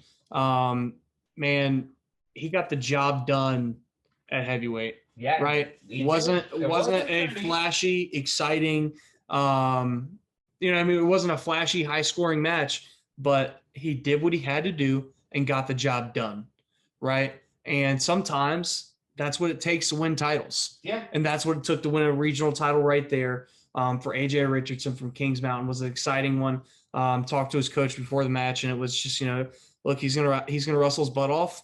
That's what he's gonna have to do, and that's what he did. A lot of hand fighting. Yeah, a lot of hand fighting, and it was a heavyweight match. He was very undersized Yeah. comparatively to his opponent too, as Yeah. well. So, I mean, he had to do what he had to do, and pulled it out. A sophomore heavyweight. Yeah. So and pulled it out. So we wanted to, big shout out to you, AJ. Yeah. To me as a heavyweight, as a bigger guy and someone who coaches heavyweights, Ryan may think it's a boring match, because he's one of those little guys. But look, Hey. I respect the grind of getting in there and knowing what you have to do. And sometimes you got to squeak one out. Listen, I can appreciate the hand fight. So all right, let's talk about these tape brackets, man. Here we go. This is where the rubber meets the road. Yeah. Where my boys at Central Cabarrus. Oh, he still can't even say your name right. Listen, guys, it's 1:01 in the morning right now. He can't even say your name right. All right, That's all I'm saying. 1:01 in the morning. We're getting a little slap happy, a little tired here. I love it. I'm so excited. I'm fired up. I could do this. I want to talk about my man Charles Baglio here. Yep. He put on a show at the regional tournament, pinning everybody. I don't see that slowing down in his first round or his quarterfinal. Nope. But I do see it slowing down. He's got Zickfuss in the semifinals. I'm going to go ahead. You know where I'm going. I'm taking Baglio to the finals. I'll take it. You're wrong. Zickfuss is great. Zickfuss. I'm taking Zickfuss to the finals. Y'all know where I'm going with my 3A picks. Next year, yeah, Baglio. I'm going. It'll be his weight. Zickfuss this year, senior, he's taking it all the way to the finals. From the bottom, I mean, it's gonna be. I think this is a fun one right here with Josh Miller. I think he rolls to the semis. Yeah, I think it's going to be Noah Cobble from Piedmont, meeting him in the semis. I think it's Josh Miller versus Zickfuss, and I think Zickfuss wins it. Yeah, I'm gonna go. I'm gonna pick Miller to the semis. I think Cobble and Joey Baisley is an interesting quarter. So look at this. So in the bottom, it's just sophomores and freshmen. That's it. In the top, we got there's two seniors, which is O'Neill and Zickfuss. Yep. So interesting, kind of like little dynamic. I think the Baisley Cobble quarter. I'm probably just gonna lean Cobble based on purely honestly because of his brother and being from Piedmont. Yep. And then I think I'm gonna take Miller and then Baglio over Miller from Central Cabarrus. Biased.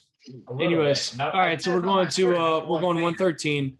We got Laz from North Henderson. He looked great at regionals. Now he has a scary quarter, man. He does. So Cooper Davis, freshman. Coxville, freshman. People have been letting me know about. He beat Trevor Freeman at regionals. I was actually talking about it with Charlie Sly's dad a little bit. That's a tough. I'm gonna take Laz. But it's going to be tight. If Laz wrestles how he wrestled in the regional finals, I think Cooper could beat him. But I'm going Laz to the semis. I'll go Laz to the semis, but I think it's gonna be like a 6'4", 6'5" type of match. Yeah, and then I think it's gonna be I'm gonna butcher this. Goronski. Yes. Isaac Goronski. Is that? See, I'm going different. I'm gonna go. So we got Isaac Goronski from South Brunswick. But on the bottom part of that, we have Samuel Point from Cape Fear, freshman, and then we got Trevor Freeman, freshman from A.L. Brown. I'm going to say Freeman to the semis there out of that little bit. Yeah. I already know who you're going with here. Jackson Baglio. I know. So Damon Landreth from West Henderson. Yeah. I think they're going to meet in the quarters. I think Baglio rolls through him. I think he completely majors. bonuses him.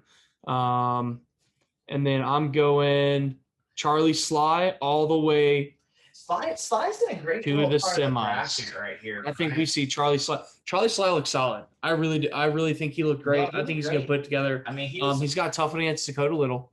That's going to be a tough one. That's a tough quarter. But I think Charlie Sly rolls to the semis. Yep. And I know his dad said he likes him being the dark horse there, but hey, man, I think I like you're in a good spot in the bracket with Charlie Sly, and I think that I think he's going to be a semifinalist. Yeah, I don't think anyone touches Baglio. I think Baglio rolls. Yeah, I said that I could honestly see Baglio, as much as I would hate to see this as a Inca coach. I could see Baglio bonusing through the state tournament. So I think I said this a while ago. I think he's going to go from being a guy to the guy, like a guy that we look at as like, whoa, this guy's a representative of our state. I mean, I have him number 2 on the sophomore big board, and there's a reason for that with his national title too. So far, South Cabarrus 2 for 2, and I'm gonna say I'm gonna say they get 23 to 25 points from each of them. So we're gonna be about 50 points from 2 guys so far. Just throwing that out there. Now, this round 1 fire matchup that I like, this is one of my favorite 3A ones. We got Henry Patella and Ethan Lopez. Lopez was ranked as high as 2 in the state. Patella, beautiful regional tournament, ranked high as 8 so far. That round 1 matchup, I say the winner of that finds themselves in the semis, even though Diego Jimenez from Pearson kind of looks like he's trying to wait in the wings there. I'm saying the winner of that finds himself the semis. You have Aldo Hernandez, who had a great regional tournament. We talked about a little bit Aldo earlier. Hernandez is one of the best regional tournaments of anybody. Yeah. He's taking on Isaiah Morrison from Inca. So I'm going to go Hernandez to the semis on that one. If Morrison get to his offense and wrestle, I mean. Well, yeah, your guys are tough. I just think on that one. Now, I think this bottom quad right here, the bottom would like the 3 seed would normally be, right? Yeah, Ethan Lenzeni from DH Conley, and then he's going to have Shaheem Davis. And I think Lenzeni kind of rolls in that one. But then in the quarters, state runner-up Jake Cobble and Matt Courageous going to be wrestling. I think that's a solid round one match. Now, I mean Cobble, he's shown he's elite, but man, that's fun. Yeah, it is. I mean, that's a good one because Courageous looked great too. He ran into Portillo, and Portillo kind of forced him over in the finals, but man, I think Cobble wins that. I think Cobble rolls to the final. I think Cobble wins both those. I think it's a tough, tight one with Lenzeni in the quarters, but I think Cobble with it. I mean, he has the experience, right? He's been to finals before. And then I think Luciano in the bottom part there kind of works his way to the. I think we see Cobble and Bertino. I think Lucas Daisley from Chapel Hill is a tough out there, but I think Southeast Guilford gets their guys ready. They want the smoke, so I think that one there. Overall, who are we going with? I'm going Cobble. Cobble. Championship experience. I think after Hernandez's regional tournament, I think I'm going to go Hernandez over Cobble in the finals. Which, man, I'm not sure if I would have picked Hernandez to win the title in the beginning of the year, but here I am. I say Lopez rolls. It's going to go Lopez. Yep, I say Lopez rolls. So down to 26 here. This is a fun one. All right, yeah. So this is where there's a little bit of of a question. Trip Collins kind of on the top half by himself. He's a 2-time state champ. Ethan Blevins, I think, is kind of the guy he sees in the semis, but I think Trip kind of takes himself to the final. Yeah, I think Trip bonuses to the final. And that's no disrespect to anybody at the top. Right. Trip Collins is kind of that dude. Bottom half, though, we got some really good guys here. We got Richard Williams from Grays Creek, who was state placer last year. And then this bottom I think this Fincher match with Williams is a good one. Isn't he? That's a tough first round draw. Another North Henderson guy that Coach Boy's got him wrestling really tough. But I think the biggest question and the biggest match of this whole bracket, and I think the winner goes on to the finals. I think the winner of either one of them beats Richard Williams in the semis. Is Chance Cottingham from North Gaston, Cottingham and Marcus Jackson from them. Yeah. Cinch Cabarrus, right here. Cinch Cabarrus, Vikings. I gotta go Marcus Jackson. Yeah. I have to. I mean, I want to see Marcus Jackson trip Collins. Me too. I want to see because that the gap is closing. I think he could go a different way in the finals. I really do, but I'm not going to change my pick now. You've gone with Trip Collins every time. I've rolled with Trip Collins all year. I can't go back now, and I need Cinch Cabarrus to lose there in that team race because you're picking them. They can't go. They can't go 3 out of 4 here. So, I'm going to tell you right now, Chance Cunningham is one of my favorite kids in the state because of his attitude. He'll wrestle whoever. Yeah, he will. And he looked really good at the 3A West tournament. He did. He looked solid. Great. He really did. I'm going to refer back to what Ian Miller said, getting to legs, which Cottingham can do. Yep. As he's had Kerry Miller kind of coach him up a little bit too, right? I'm going to go with Marcus Jackson. In that quarter, I think Mark Jackson over Rich Williams. Now, here's the thing. Because of the Trip Collins up on the top by himself a little bit, Marcus Jackson's going to have to beat Cunningham and Williams. Yeah. More than likely. 2 undefeated wrestlers to get to. And that's something that we haven't really talked about is that this is a one-day state tournament. Yeah, there's no. So this isn't a break. This isn't a. Yeah, this isn't a you get to wrestle tough match. You get a few hours. Brought up last okay. This yeah, and it's something that I was talking to my brother about it. That's a big change. Is that normally, and also it's a change. I mean, I talked about this week at regionals, but kids only have to make weight once. Yeah. Right. So I guess you can count that as an advantage, maybe. But this is a grind. No, yeah. This is the biggest tournament of most of these kids' lives. If you make the finals, you wrestle once on Thursday, twice on Friday, and once on Saturday. So the match. So you get that whole day Saturday to rest, recover. I mean, Thursday you wrestle one match, you come back in Friday morning. So you get that night's sleep. You get to go home, and it's big gaps too. Yeah, it's hours. One match on Thursday, and then you go in, you wrestle your quarters, like pretty much right away. You go back to the hotel, you come back in Friday, you weigh in, you wrestle your quarters, you win that one, and then and a lot of guys get out of the gym. A lot of guys get out of the Coliseum, and they get off their feet, they go back to the hotel, they get away from wrestling. You come back and you're wrestling that semifinals match, you win that one. You come back in Saturday, you make weight, and you got the whole day to rest and recover.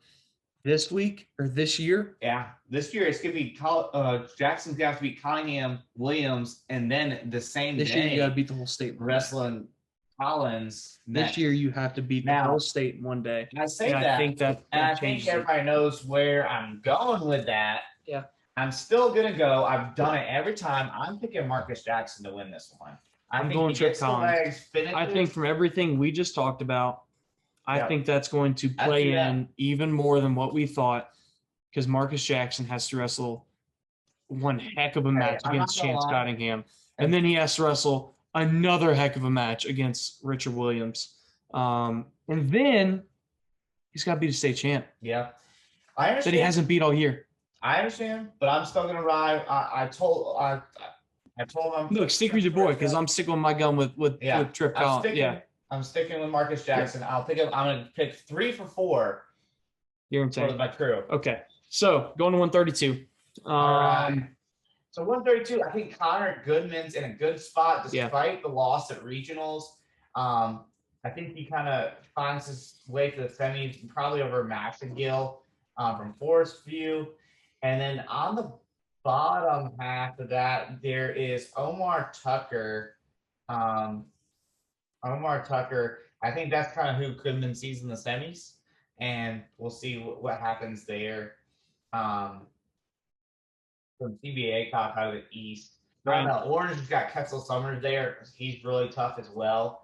That Summers Tucker quarter is going to be fun. Yeah, it is. And then Stephen Cotton, going to be, I think he's going to find himself bonusing his way probably the semis. I don't think Brady Connell is going to be ready to go.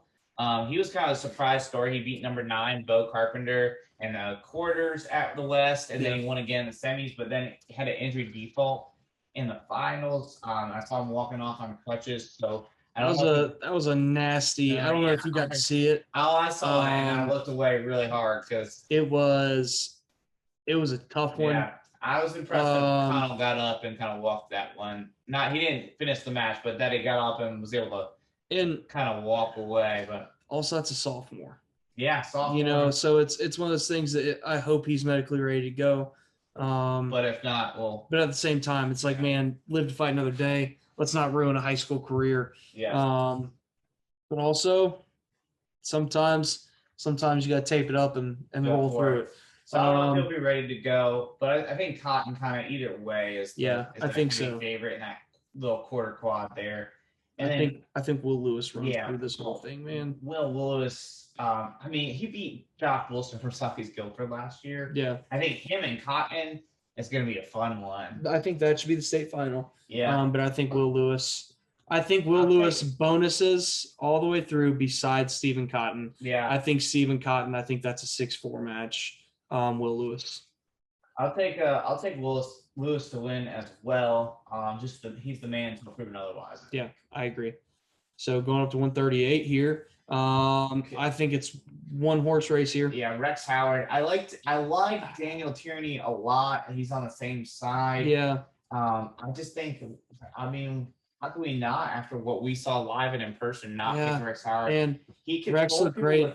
He controlled people with his top game. Yep. And if he needed to do a shootout on his feet, he really could. He's got it. So some other matches in here that we can see that, like I said, I like Daniel Tierney, Wes Carteret, and Jacobs Bennett, and Grant Kellenberg is going to be a barn burner of a quarter. Yeah. That one's going to be super fun.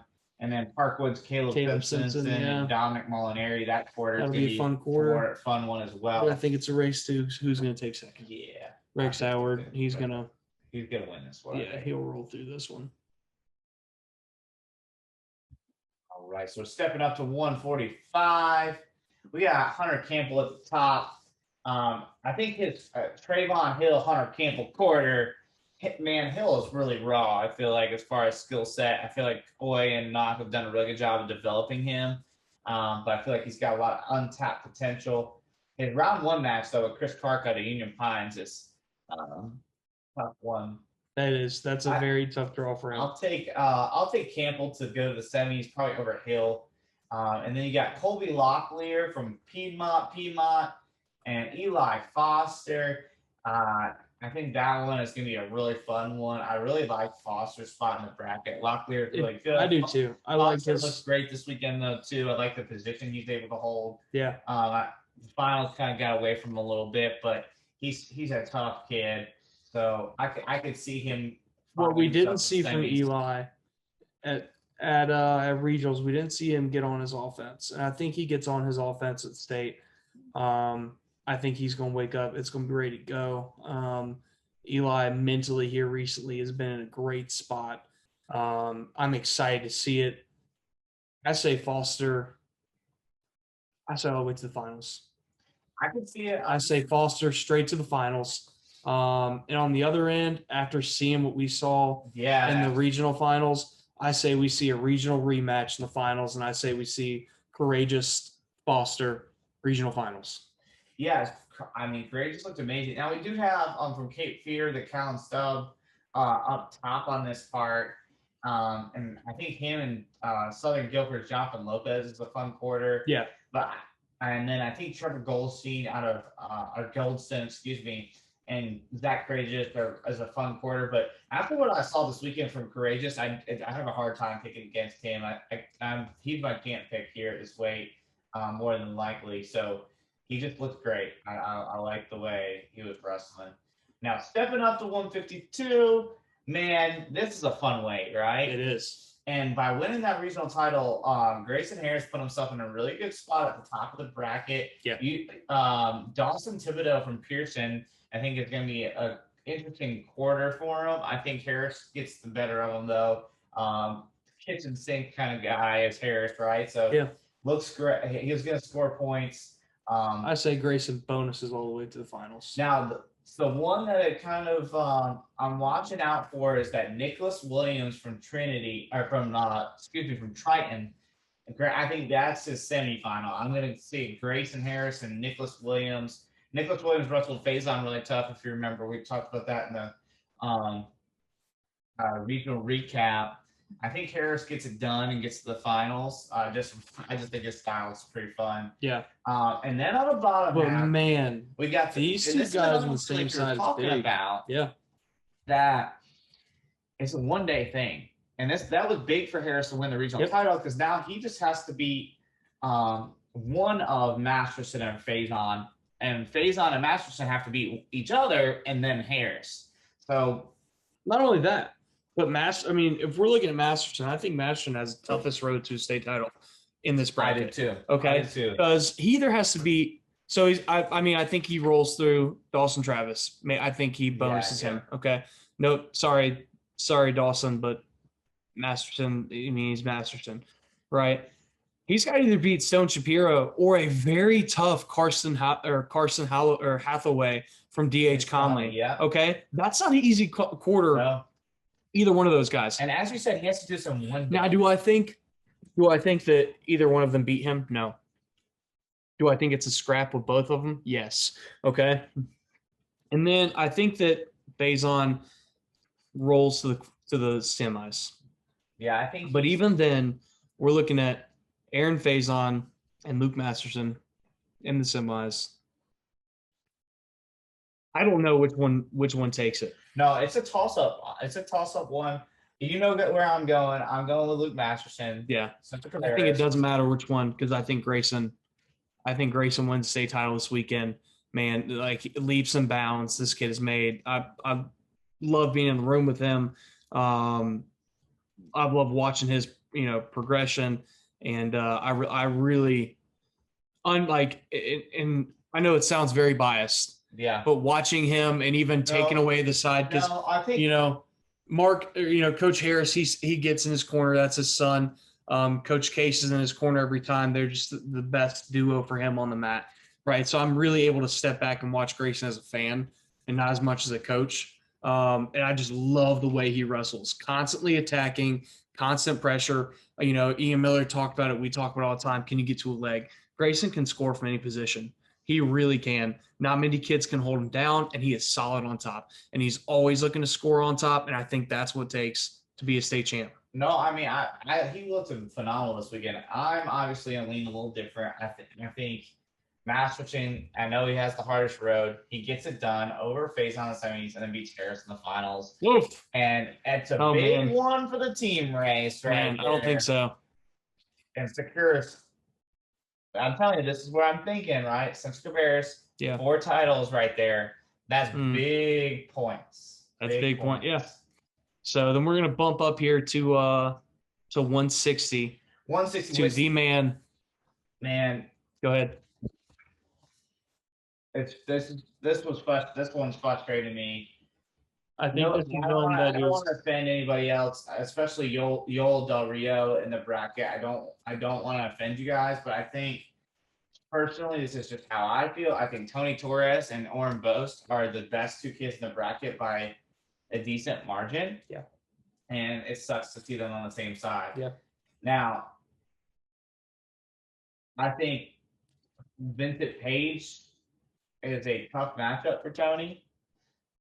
But I think in the quarter, I think Tony gets it done, gets to the semis. I really like Bose to kind of cruise a little bit. He might have Eastern Guilford's Lay Chronic there. I I think that's a good quarter. So the Torrez, but it's imminent, right? The Torrez boast. I mean, I told Tony as you guys were rolling out from 3A West, I'm taking him to win this whole thing. So I am going to pick a champ from Inca, despite what people may think how I feel there. I'm going to take him over Yo Del Rio. Tony Torres over both, then over Yo Del Rio to win the title 3A 160. Tony Torres, state champ. Yeah, I like it. I've said it all year. Going up to 170 here. We got defending state champ River Carroll. Now, interesting one is Jaden Paul is ranked as high as 2 in the state at some points, and this is a quarters matchup between him and River Carroll. Yeah. So Jaden Paul, River Carroll quarter is probably one of the better quarters of all of 3A. Yeah. I think Carroll has shown that he's going to get it done. But I think we might be looking over Brown. Yeah, Elijah Brown's really tough. Maybe not 18-2, but he does have a win over our Luke, Inca's Luke Arts. He does. I mean, he has big wins. He wrestled pretty tough this weekend. Luke did avenge that loss, and pretty convincingly, I would say. But I don't want to jump right over him. I do think that Jaden wins that. Yeah. And I think River rolls all the way to the finals from the top side. Yeah. So. I wish that Jaden was in that second quad. Yeah. But on that second quad, I like the Jonathan O'Shea that Arts beat in the finals. I think he is going to be surprising, but I also like the guy he's wrestling in the first round from Orange. Yeah. Henry Stansel. I think it's all honestly. I feel like I said this to you off air on a text. I think 170. Besides River Carroll, probably 170 is tough because I feel very similarly about the whole bracket, and it could end up 100 different ways. Now the other guy I feel like that could challenge, and this is who I kind of am leaning towards to make the finals on the opposite side is Aiden McCaffrey from Union Pines, and that's a team that we haven't talked about as much through these brackets. But they have a lot of tough kids that can pull these upsets, and I think McCaffrey is a big plug in if they are going to win a state title and push for a state title. Him and Faison and a couple other guys are really big, but him making the finals is something that's probably got to happen for them, team title wise. I think he's got to get through Luke Arts. I think he does. I think he does just that. And I think Arts is going to come out and. He's dangerous from every position. Yeah, he's a wild man. He is dangerous from every position, and I 100% see in Luke Arts and Aiden McCafferty. I see them in the semis, and I see Arts wrestling solid. I see him making it to the finals. Yeah. And I really think if there's anyone in this bracket that can beat River Carroll, it's going to be Arts. Yeah. Arts is dangerous.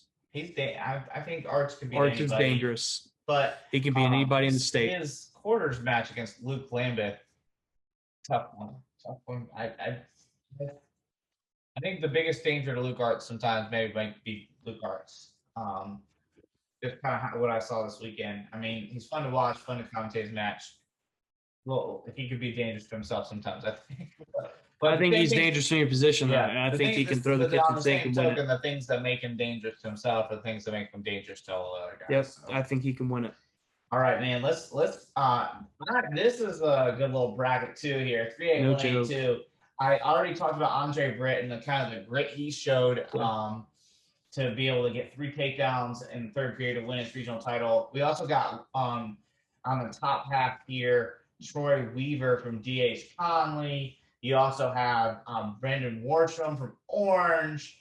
I kind of think Weaver and Britt are almost on kind of somewhat of a collision course just based on how I feel about Weaver and what Britt looked like. I think Weaver to me, the way what I'm hearing, man, this kid could win this bracket. I'm not 100% sure. I'm not sure if I make a pick here because I know Trayvon Foss from East Rowan is really good too. Has a really good practice partner with both. And then another Union Pines kid, Colin Pettine. The team, yeah. 25-0 on the year. I think those four are the four. I'm not so sure who I'm going with, to be quite I'm honest. saying Britt, Patine, and Patine wins it. Yeah, that could be big for Union Pines. That's a big team point swing for them. If they get Faison, Patine, and Mccreachin in the finals, yeah, and then they have a bunch of other guys that could score some points, maybe. It's gonna be interesting. So moving up to 195 here. You got Colby Maxwell and Max Steele on the same side. They're on the top half. Max Steele probably gonna roll there comfortably. To the semis.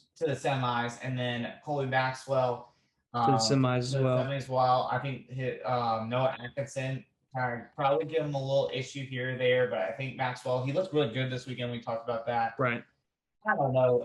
I don't know. Max Steele, Colby Maxwell. I'm not 100% sure. Probably for me, team title wise, you know, everybody knows who I'm picking team title wise at this point. Probably I need Steele to beat Maxwell point wise. So that's probably where I'll go. But picking wise, I'm not 100% sure on that. But I'll probably go Steele just to make what I think team wise happen. Maxwell back to the finals. Yeah, and once he gets there, I know he rolls in the finals. There. And I think Jalen Bullock from Fike kind of rolls through the bottom side. The bottom side. Yeah. We got Eastern Guilford's Perry Sharp. That's pretty tough. And then Jarrett Rayfield from Piedmont. Piedmont always comes to the party. Big shout out to Will Parker from West Henderson. What a wild matches. Talk about fighting tooth and nail to the last minute of last second of each match. I mean, there was one that in the quarters there was a misunderstanding with a ref with a stall call where there was supposedly a warning. Well, so it was this crazy. He already had one warning, and so the ref had him for a second one, but he didn't award the point because he thought it was the first one, I think. This is from my understanding. I wasn't right up. Right, but so I was right there at the table. Yeah. No one at the table saw the first warning. No one saw any warning. No one had anything of a warning. Yeah. There. And so it was just weird because normally in that situation, and look, I'm not a referee. I've not gone through the course or anything like that. But from what I understand is if the ref says that he didn't hit him for a warning, and the score table does not have a warning, that's what you go off of. Well, didn't go that way. I believe it was against Hunter Huss. Yeah, it was Hunter Huss coaches. They come up, they make they make their case. Wes Henderson makes their case, and the ref goes back and changes it. They go into sudden victory, and Will Parker kept his cool. I think it actually kind of fired him up a little bit because he was really pushing that pace. Came out. Got the 2. Did he get the stick right there in the end? No, just the 2. The 2. Okay, he was just excited. That's right, on the edge. Too. Like, we're not saying that the ref made the back. No, not at all. I honestly think he kind of made. I think it ended up being the right. Right. I'm not sure. I wasn't paying attention. So I walked in for that one. That was after one of our matches in the auxiliary gym. Yeah. So I only saw the stall call at the end was warranted for sure. And I think just from what I remember, I saw the last 45 seconds. I'm sure he did give a warning. I'm not going to say 100%. Either way, it was wild. Yeah. And then Will Parker in the semifinal, he is down by 4, I think, maybe 3, and he just goes straight upper body throw on Jaden Minto Toscola. And gets the takedown of the backs to win by 2. It was wild. So we were on. He's a local guy for us. Big shout out to to Will. Love watching that kid wrestle always. All right. Moving up 220 here. 220. This is fun. Tristan Norris though. Tristan Norris, next topic. It's gonna be. I'm really excited for Andrew Machiavello and Elijah Hurt. Yeah, I think that is an exciting quarters. Best quarter of 220. I think it's ridiculous because I think those are the second and third best guys in this bracket. I think Hayden Horn from Orange is in that top little quadrant. It's underrated. I know he's not regional champ, the Mid-East, but I think Hayden Horn. We've also got Derek maybe from Havelock. Yeah, so from Havelock. I think the top half's got some fun quarters if it materializes to what we think. I'm gonna take Machiavello over Elijah Hurt. I'm going Machiavello over Hurt. I'm going Machiavello all the way to the finals. And then I've got Tristan Norris bonusing his way through, if not pinning his way through. He's gonna show people why he's on different. I mean, seriously, if y'all get to watch this kid wrestle, watch. The best way that I can describe it is go to a junkyard, watch an old car get crushed, and Tristan is that he's crushing everybody, man. Like he really is. He's rolling through people. Yeah. It's impressive. We're gonna bump up to 285 here. We got Cody Hardy up there in the top quadrant. Yeah. This is a 2-horse race for me too. Yeah. Cody Hardy and Jameer, I think both guys finding their ways to the finals. I think some other matches that can kind of be like intriguing though are Isaiah Vetfor from Havelock and Eddie Flores from North Iredell. I think Flores kind of moves really well for a big guy. Yeah. So I think that would be a good first round match. And then Garrett Crockett, from Grays Creek, down at the very bottom of our bracket. Him and Terrence Raspberry from Southern Nash, I think is a fun little quarter there. But I agree with you. I think now the one guy that can throw a big old wrench in this is Alex McCallum from Southeast Guilford. Yeah. I think he's really, really, really tough. And I think if anyone's going to spoil that party, it's him. Yeah. And I think him and the Vest4 potential quarter could be really fun. And then him having to beat Cody Hardy, I think that could be a real match. So don't overlook McCall up there. I do think it comes down to, I think it's going to be AJ Richardson and Cody Hardy. I think Richardson showed that, he can squeak out those matches. He's a grinder. He can grind up those matches. I'm going to go O'Neal. You're going O'Neal? DH Conley with Hardy. Okay. And that quarter with Hardy coming. I'm going Hardy. I'll take McCall. Hardy is the semi there. Yeah, I'm going Hardy and Jameer Ferrier. I'm going to take Ferrier to make the finals. I'm taking Jameer in the finals. And I'll take Jameer again at 8-3 comfortable win kind of has me leaning again towards him. So. I agree. Man, we talked about it. Team race wise, Orange, Union Pines, North Henderson big with Tristan Norris. Right. And then Henry Patella.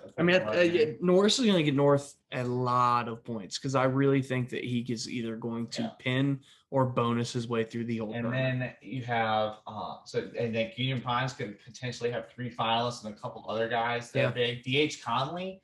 I mean, we talked about a couple of their guys. I mean, they could have 3 or 4 people pushing for placing, a couple in the finals. I definitely think that we've got a strong chance at it. I think Orange as well.